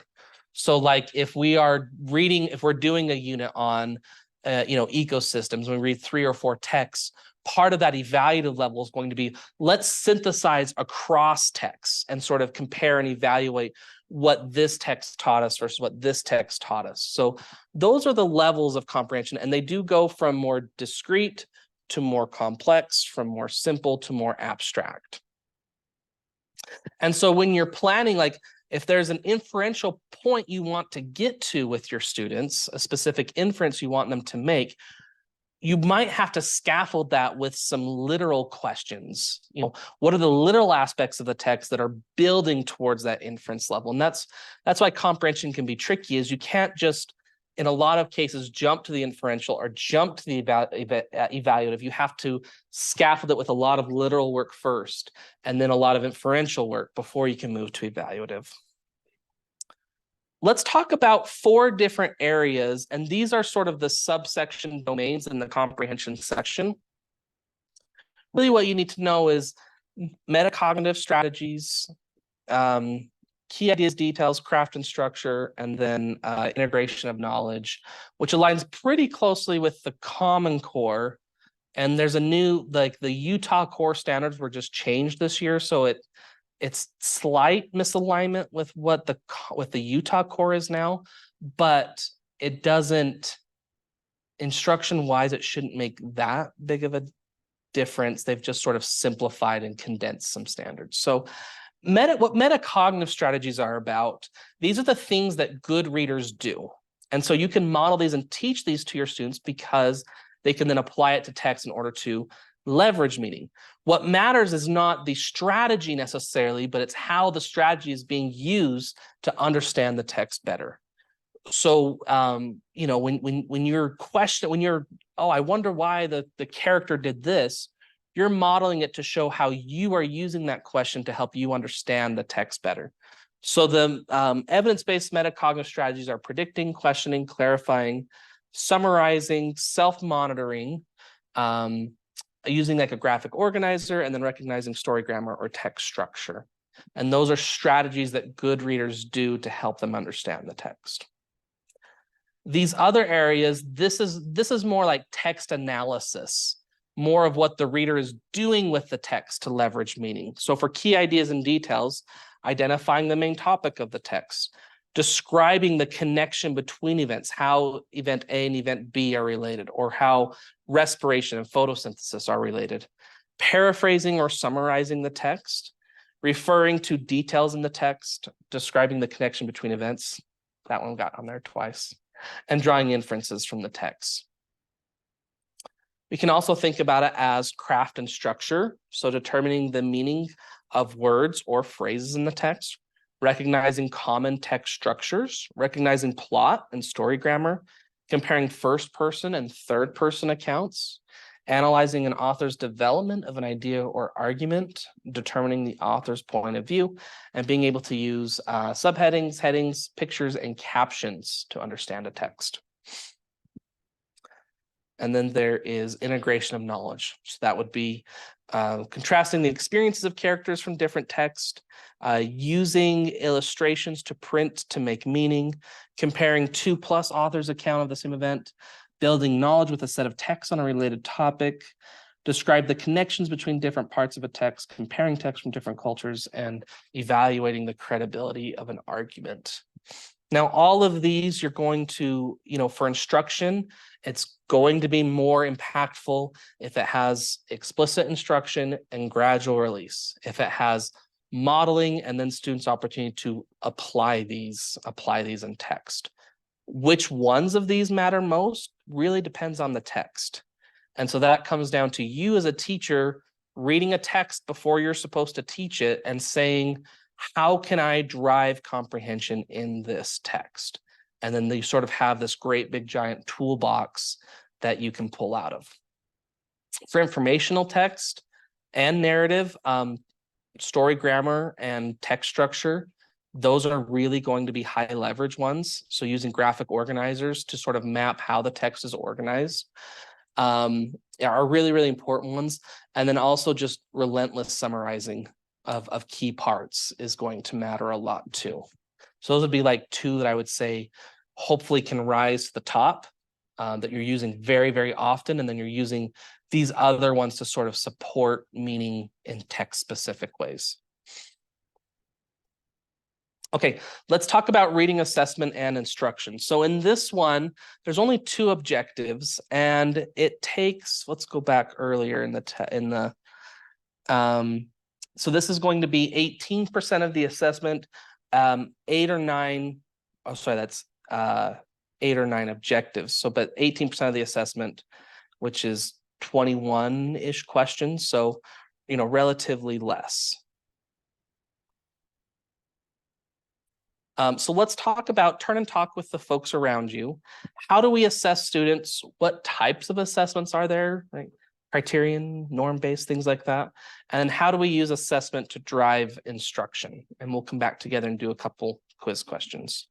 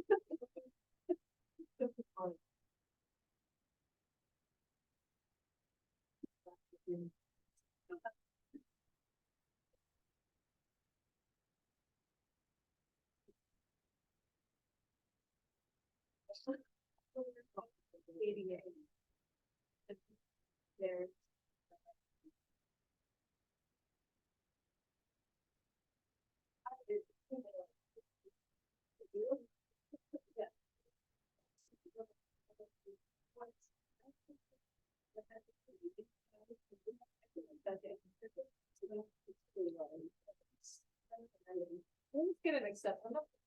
So I heard it. All right, let's come back together, please. Emma, would you please recap what your group talked about as far as assessment goes? Yes.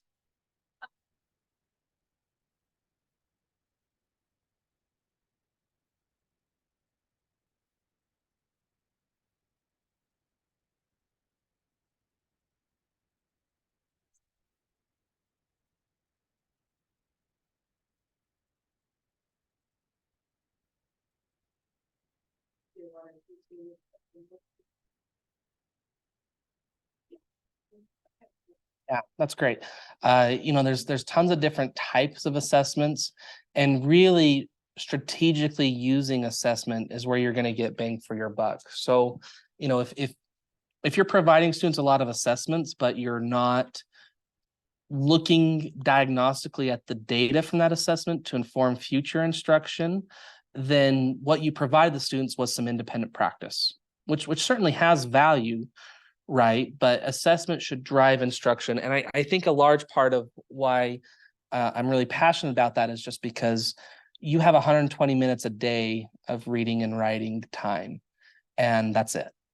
And you get in approximately 100 of your 180 days, 160-ish of those will be instruction oriented. So how do you use your time efficiently for the greatest amount of students? And that's through instruction, or sorry, that's through assessment.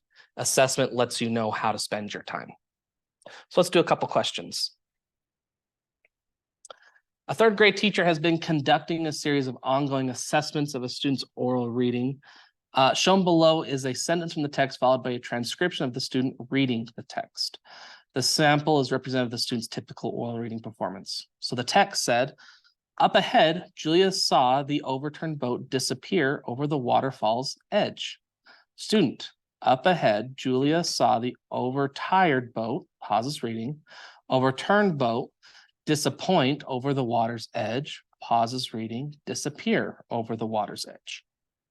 Given the information provided, the teacher could best address the student's need by providing targeted, evidence-based instruction focused on.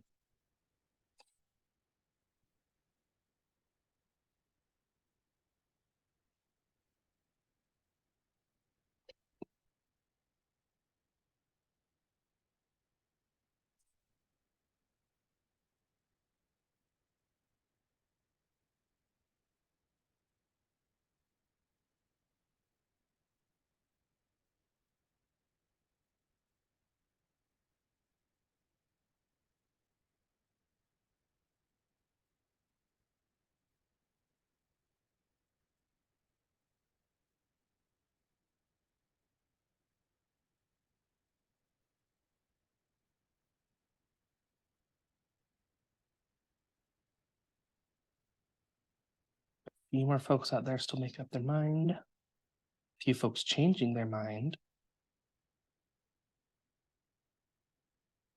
Okay, the correct answer for this one is C. And here's why. So when the student is, they said overtired first, and then they self-correct. So overtired boat, pauses, overturned. What this is showing, the reason B doesn't work, which was the second most popular choice amongst you all, is that the student already knows the word. The student was able to use their knowledge of the word, of what the sentence is trying to convey, to self-correct. It probably in conjunction with some of the decoding. So the student doesn't need necessarily the vocabulary support to read this sentence, but it's the decoding support that the student, those are both multisyllabic words, and really they're both kind of tier 2 vocabulary words, but they're just words that the student misread. So when we're thinking about reading words, decoding is the primary route, vocabulary is the confirmation route. That's how that interplay works. We get into trouble if we reverse those. If we try to have vocabulary or word knowledge be the primary driver, then what we do is we start having students say, well, or we start saying to students, wait, does that word make sense in the sentence? Or having them guess at the word, where really, if they could read the word correctly, they would have gotten it correct the first time in most cases, right? So decoding is the primary driver, context checking is the backup. So what the student needs support with is reading all parts of the word. And especially where the word that they said was very similar. I mean, that's kind of that partial alphabetic stage happening with these multisyllabic words, where the student is just reading part of a word and then guessing with the rest. And so with single syllable words and familiar words, the student's probably pretty good, but this is pretty typical for a third grader. For longer words, I'm not going to attend to all the parts of a word decoding wise. I'm just going to sort of guess of what I think is going to be the best. So this isn't a comprehension issue with the oral reading. D, it's not an ability of like tracking across the page, and it's not a vocabulary issue. It's an accuracy issue, which means we're thinking decoding. All right, let's go to question 16.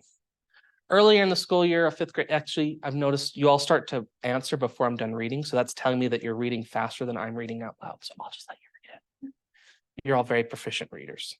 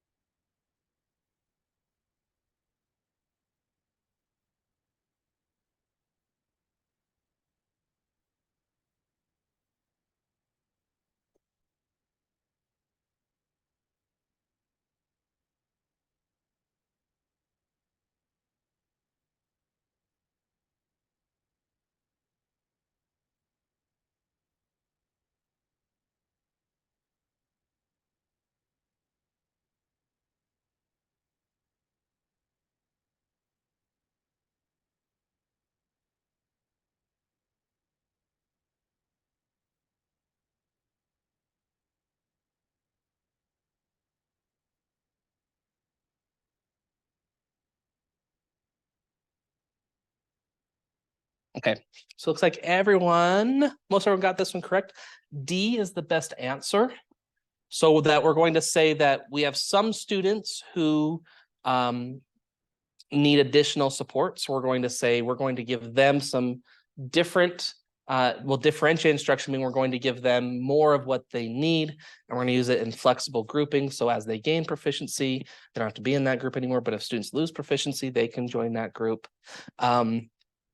A doesn't work because you don't have time to, it's just not efficient to like add in elements that every single individual kid needs for your whole group. It's much more efficient to say, what does the whole group, what do 80% of my kids need? And when you do that, that frees up time and bandwidth for you to focus on the 20% that need some additional support. Creating individual spelling lists. Yeah, you could do that. That's a lot of time though.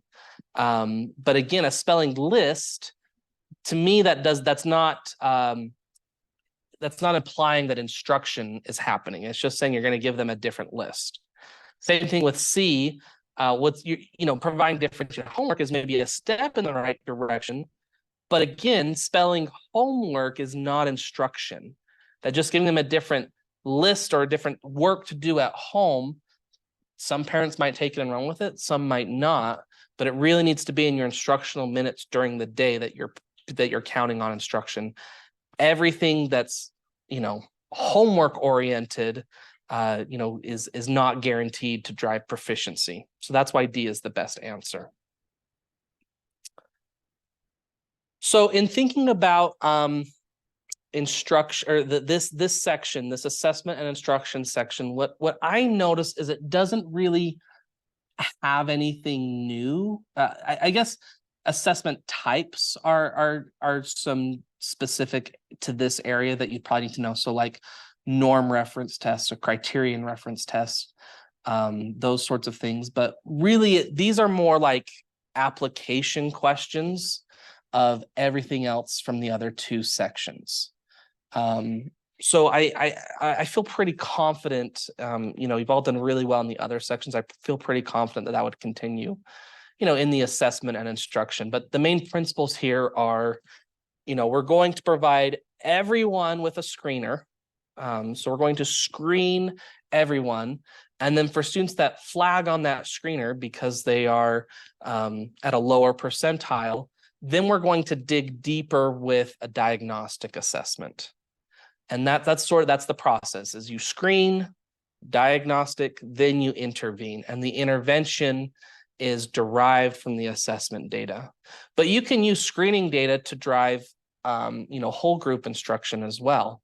For example, on Acadience, If I show that a lot of my, the 80% of my class on like, nonsense word reading, that they're getting high on correct letter sounds, so they're reading accurately, but they're not getting high on whole words read, meaning they're not blending, but they're going sound by sound. Well, to me, that tells me that from, Linnea Airy, that they're kind of in that sound by sound glued to print stage. So I'm going to focus a lot of my instruction in that area, but sort of stretch and pull them, to get into more of being able to process and read the whole word. So it can happen, it should happen at the tier 1 level, but also especially, at tier 2, tier 3 as well. Okay, let's talk about the fourth section. So the fourth section is 2 open response items, and each one of these is worth 10% of your grade of the final score. So in other words, it weighs quite a bit, but I think it's a very, very doable portion of the assessment. So you're guaranteed to have one foundation reading skills question. You're guaranteed to have one reading comprehension question. And I want to provide a few thoughts around that. And we can even, if we have, it looks like we might have a few minutes, that I can pull up a practice question from the practice test. So what they are grading by, and this is why it takes like a month-ish to get your scores back, is because these are hand graded by someone somewhere who grades them. So, but what they're looking for is purpose, is do you respond to the prompt? Is what you responded aligned to what the prompt is asking you to do? That's part of how you're graded. The next one is subject matter knowledge. Do you demonstrate that you understand the material of what you're talking about? So are you using the vocabulary that matters within the reading foundations domain or the reading comprehension domain? Are you using that vocabulary? Are you deploying it in an appropriate, accurate way? Where I've seen, when I've with my 40-30 course this semester, we've done a lot of these. What I think what beefing up can happen is in the support area. So this is where you need to justify, the instructional intervention that you're going to recommend. So you have to, here's what I'm going to do, but you also have to provide some good reasons for why that is the correct route to go. So in general, there are wrong answers, right? Like if you just recommend poor practice or practice that isn't aligned with the students' need, that's wrong. But there's a lot of right answers. And so it's really, how do I say this? It's how you justify it that's going to make the big difference. That you and you could say 2 different things, even 2 similar things, but it's the degree to which you're able to justify why that matters that's going to really help say whether that flies or not. And rationale is kind of just another overall part is, does your overall argument show soundness? Does it make sense? And then does it also demonstrate that you have a broad understanding of the subject matter as well? So these were things that for your written response, this is what I'm recommending after looking through the questions sample questions they provided, sample responses they provided, work I've done with the 40-30 section this semester. You're going to have to, all the practice questions say, identify one strength and one weakness, and then you're going to design an instructional intervention for that student. So number 1 is you must identify and clearly articulate one strength and one weakness. I don't think you need to do more than that. I don't think you need to rattle off a whole bunch of strengths they have and a whole bunch of weaknesses, because the prompt is asking for one strength and one weakness. So I think you'll get more bang for your buck if here is the weakness, and here's the strength. Here's why I know it's a strength. Here's the weakness. Here's why I know it's a weakness. So Identify and clearly articulate why. 2 is, did I design an effective instructional strategy, activity, or intervention that's aligned with the need? So the recommendations you provide should connect directly to the weakness demonstrated by the student. And it just doesn't flow as well if you provide one weakness, but then your instructional intervention is supporting a different weakness. So align the two. And so with that, I would say if you spot multiple weaknesses, then I would say choose the weakness that you can provide the most support and articulation why you're doing that. Like whichever one you feel most comfortable to address would be the one I would address. And then 3 is explaining why this strategy, activity, or intervention would be effective for the student. So that's saying, how do you know that that's actually what the student needs? 4, cite specific evidence from the data to support my response.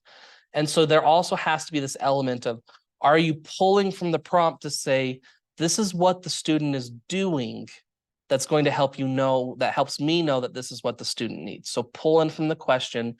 And then 5, overall, is it a clear, coherent response that's approximately 150 to 300 words? And that's from their wording on the assessment documentation, is that's what they're looking for in a prompt. From what I've seen with the 40-30 is it really takes more than 200 words to do this. And really that 250 to 300 word range is what it really takes to like check all of those boxes. So let's look at foundation skills. So these are all the domains you can consider. And then I have sort of like things that you can look at when you're considering that domain. So in phonemic awareness, can the student recognize all the sounds in the word? Is the student a strong speller? Does the student struggle with rhyming or with other word games? Okay, phonics, can the student accurately decode words? Are there specific phonetic patterns that you can see the student struggling with? Does the student struggle in nonsense word tasks? Does the student over-rely on word memorization? So in other words, that they memorize words by sight, but they're not great at decoding new words. The issue with that is you can, when you're in more simple text, you can just sort of memorize words by sight, but if you don't have strong decoding, once you get into longer words, more complex text, you're going to crash and burn. Now, ultimately, the goal is to get to memorization, right? Like, you have foundational, you have that word mapped, but we can't start there. So that might be something to watch for with a student. High frequency words. Are high frequency words read accurately? Is the student struggling with regular high frequency words? Does the student struggle with irregular high frequency words? So remember, regular meaning orthographically transparent, that the letter sound combinations in the word are saying what we most often or nearly most often would expect those words to say. Irregular meaning that it's orthographically less transparent, that you have letters making wonky sounds they don't make very often.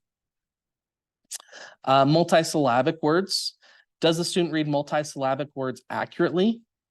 Can you notice specific syllable patterns that the students struggle with? So if it's showing you words a student is reading incorrectly, I would be analyzing syllable patterns looking at it. Is the student strong in 2-syllable words, but struggles when it's 3 or more syllables? That might be something to watch for too, is how long the word is. Does that kind of show that students are struggling with it? And then reading fluency, is the student reading accurately? Is the student reading with automaticity? Is the student reading with appropriate expression? Now, of all of these, I probably wouldn't recommend a high frequency word intervention. Unless it, like in the prompt, if it's clear that all the words they're missing are high frequency irregular words, that would probably be the one time that I would recommend for this prompt doing sort of a high frequency word intervention. I just don't know that that's the emphasis of the assessment. I think you're much more likely to see something in the phonics or multi-syllable area. You might see something phonemic awareness, you might see something fluency, but if I was a gambling person, that's where I'd put my chips, that you're probably more likely to see something. So what I would do is, when you're looking through the student, when you're looking through the prompt, the first thing you can do and say, okay, does this look to me to be foundation skills? Does this look to be comprehension? And then in your mind, you're going through this checklist, check, check, check, check, check, and saying, which area do I want to say is their strength? Which area do I want to say is their weakness? And then what would I recommend as an intervention for the student's weakness? And then here is reading comprehension, domains to consider. So you can look at vocabulary. Does the student rely on basic or repetitive vocabulary in speech or writing? Is there a specific tier of vocabulary the student is demonstrating strength or weakness in? You know, if they're reading a text on ecosystems, is it the words that deal with ecosystems the student doesn't understand that you need to do some work with? Does the student understand shades of meaning, metaphors, and allusions in text? Which is vocabulary-ish. I mean, there's an overlap between these. Language structures. Does the student get lost in long or complex sentences? Is the student able to form grammatically correct sentences in speech or writing? Can the students identify text structure and story grammar? Comprehension levels. Does the student understand text at the literal level? Does the student understand text at the inferential level? Does the student understand text at the evaluative level? Comprehension strategies. Does the student self-monitor their comprehension when they read? Or do they, when comprehension starts to break down, do they just keep trucking? That's a big difference. Good readers, they notice when their comprehension is breaking down, so they slow down, they reread, they just get a bit more strategic. Poor readers, they don't notice that their comprehension is breaking down, so they just keep trucking. Does a student successfully use a variety of strategies? Can the student articulate how they are making sense of a text? It's one thing to just say what the text means. It's quite a different to say, how did you come to that realization? Not necessarily how do you know that meaning, justifying from the text, but how did you construct that meaning? And that deals with a student being aware of the strategies they're using. Text analysis. Can the student justify their thinking using text? Can the student revisit a text and gain deeper understanding? You know, so in other words, once through the text, you get like sort of a surface level, but part of the text analysis work you'll do with students is say, can we revisit a text and harvest it to get deeper, either to the inferential level or the evaluative level? And then can the student critically analyze key aspects of a text? So if there's a major turning point in the text, can the student really dig deep in the text to say, this is why we know this is a really important part of the text? If I were to look at these, the one that I would put the most chips on would be the comprehension levels. That would be the one that I would look at first, is saying, do I have evidence that students are understanding literal level, like what the text is saying literally, but the student is not picking up on what meaning is beyond what the text is saying? And at the evaluative level as well, like, can the student sort of evaluate the motives of a character, or be able to sort of, you know, synthesize or weigh two different informational texts? That's the area that I would, if I was to, well, actually, I'm going to be taking this assessment in the first week of January is when I'm going to take it. But that's where I'm going to be looking at first, is comprehension levels. After that, it could be any of the other one of those as well. There's really not one here that I would say I probably wouldn't do an intervention with. I would just look at comprehension levels first. Would it help to just preview a sample prompt from the assessment? Yeah, sure. Yes, let's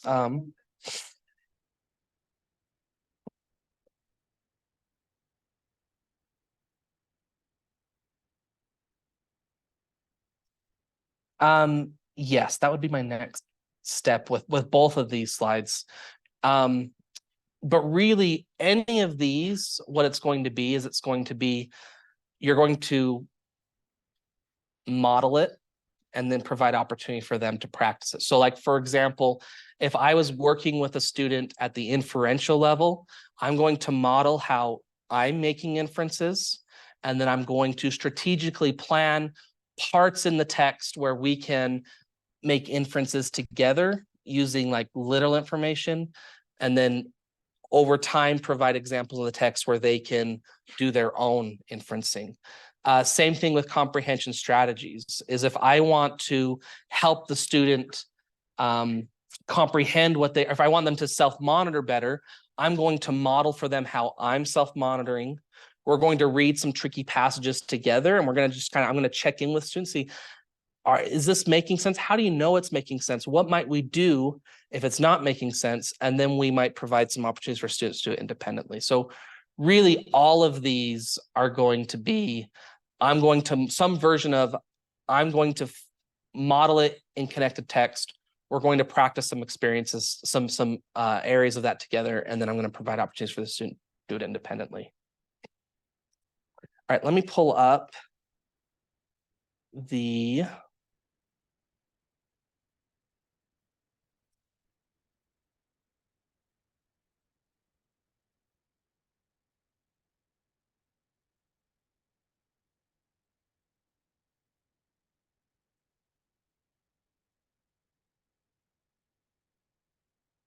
okay, so this is the, let me actually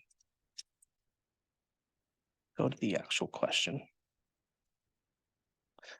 Part of why, I mean, they're just so long, but here's a sample comprehension one. And I believe I have this PDF in the folder that I'm going to share with you all here in a second.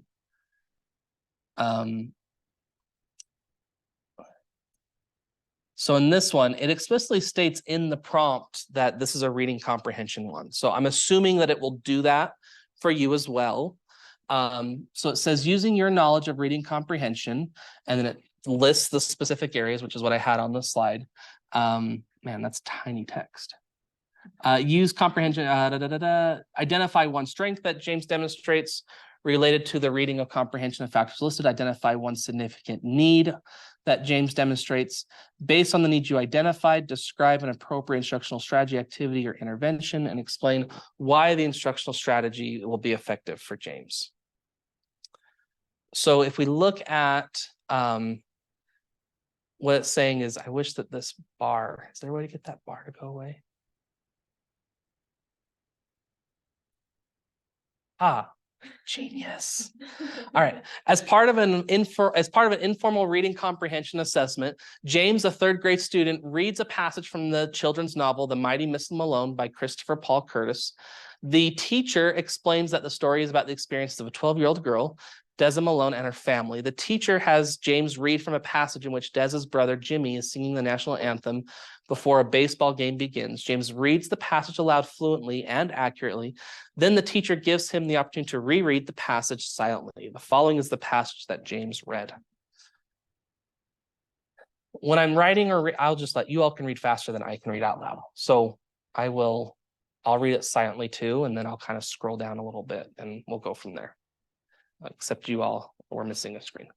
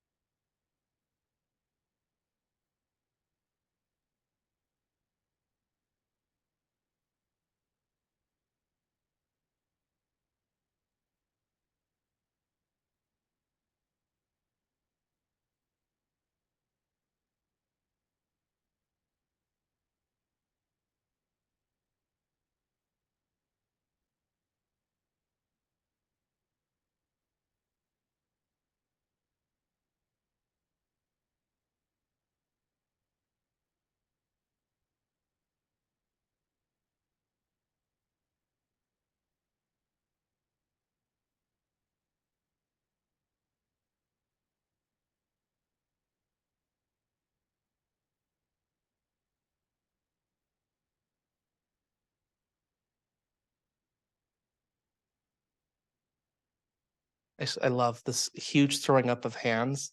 That's like a great example of like the literal meaning versus an inferential meaning. Like there's, throwing up of hands, right? But there's not like throwing up of hands.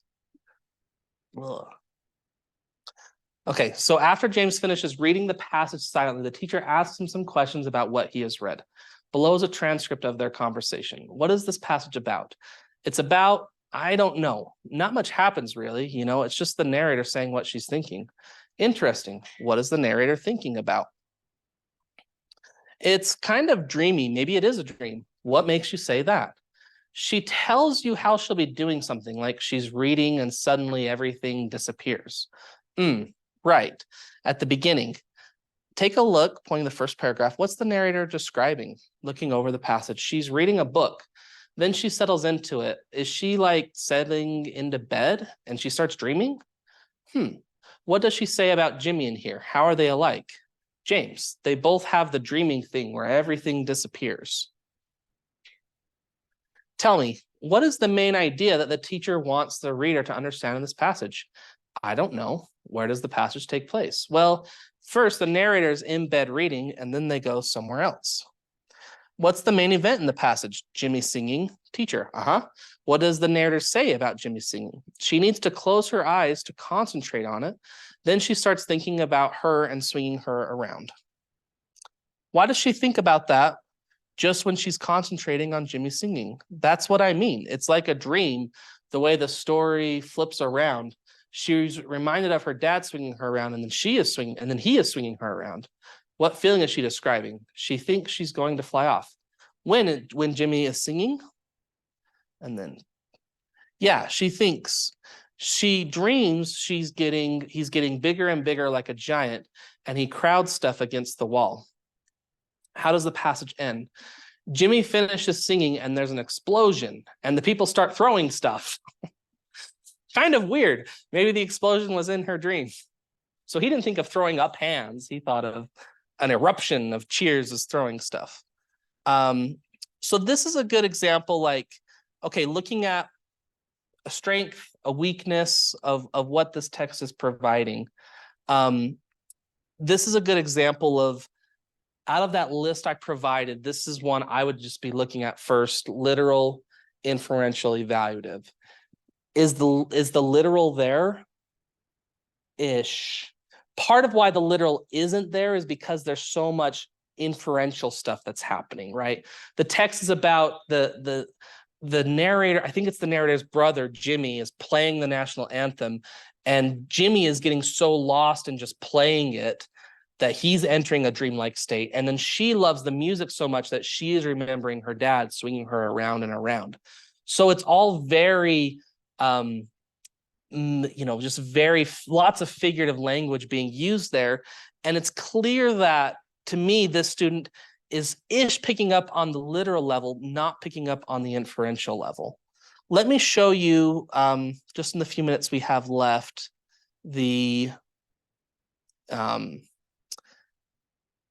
some sample responses.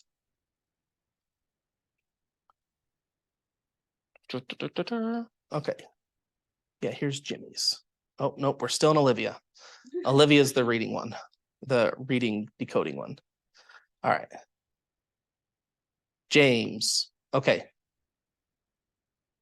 So James demonstrated a significant strength in understanding academic vocabulary. For example, his responses demonstrated understanding several tier 2 words in the text: tolerate, interfere, explosion, and he accurately used the tier 2 word mentions, concentrate, and confused in his responses. For me, I would be looking for, are they using language from the text in their responses when you're evaluating vocabulary?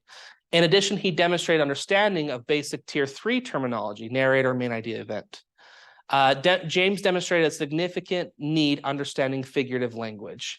And that was that top, vocabulary was that top one we had on the slide. For example, he demonstrated literal understanding of the word explosion and the expression "a huge throwing up of hands," meaning applause, in his response.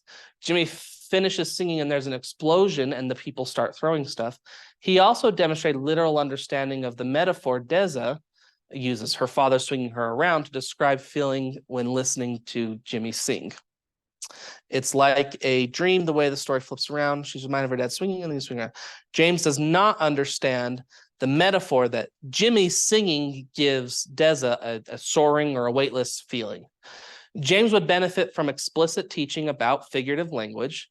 The lessons should include explanations and examples of types of figurative language, how authors use them as part of their craft.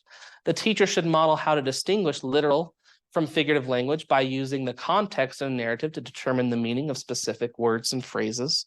The teacher should support James in interpreting examples of figurative language in various texts and have him practice develop metaphors and similes in his own writing and poetry.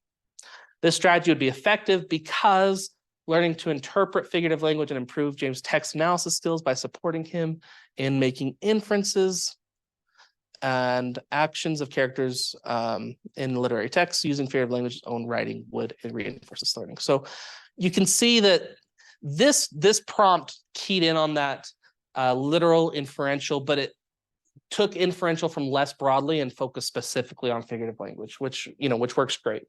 But notice that this response is using details from the prompt to reinforce their response, which I think is really, really key. So it's saying,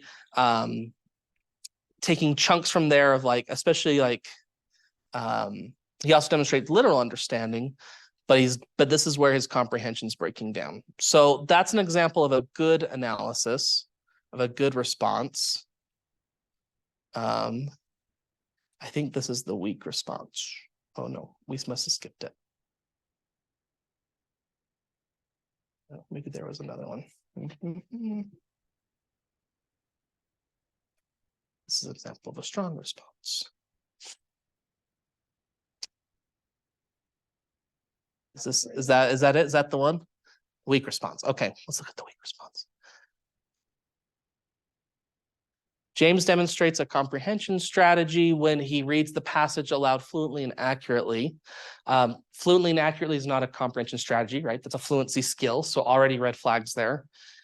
He's able to understand some vocabulary in the passage. These include the words tolerate, interfere, and narrator. Now notice this prompt already is missing on the academic language of what we've talked about. So tier 2 words, tier 3 words, the more granular you can get and using the language of what you've learned, the better it's going to be.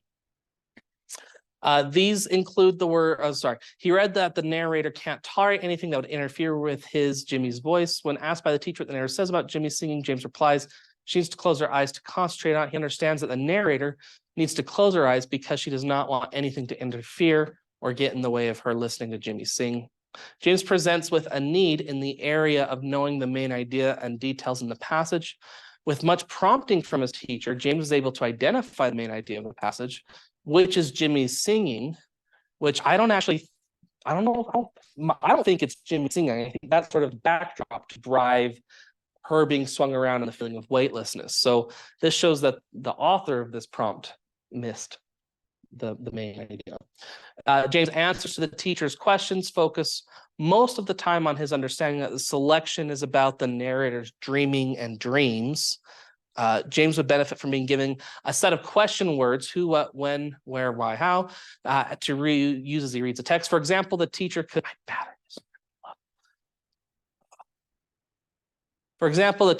put these questions on a bookmark for James to always keep with him when he is reading something.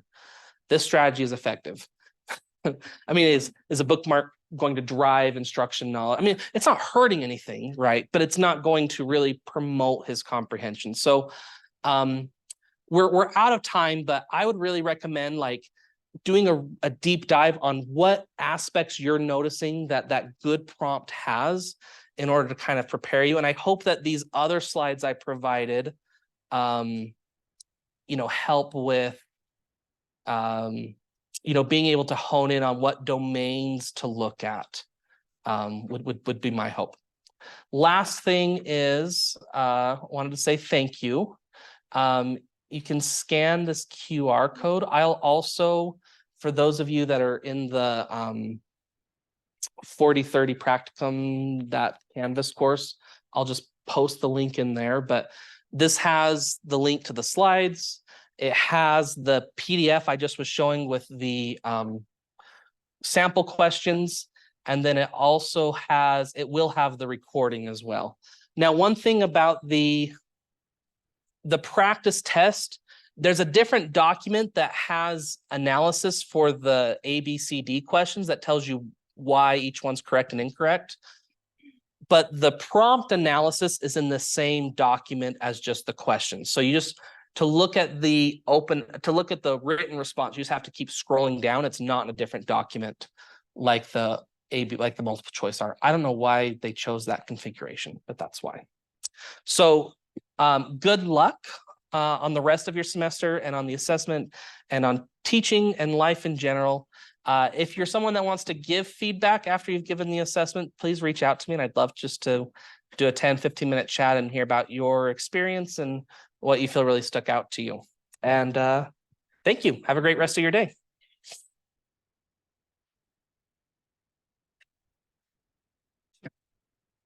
I have 12 minutes left of battery, so we made it.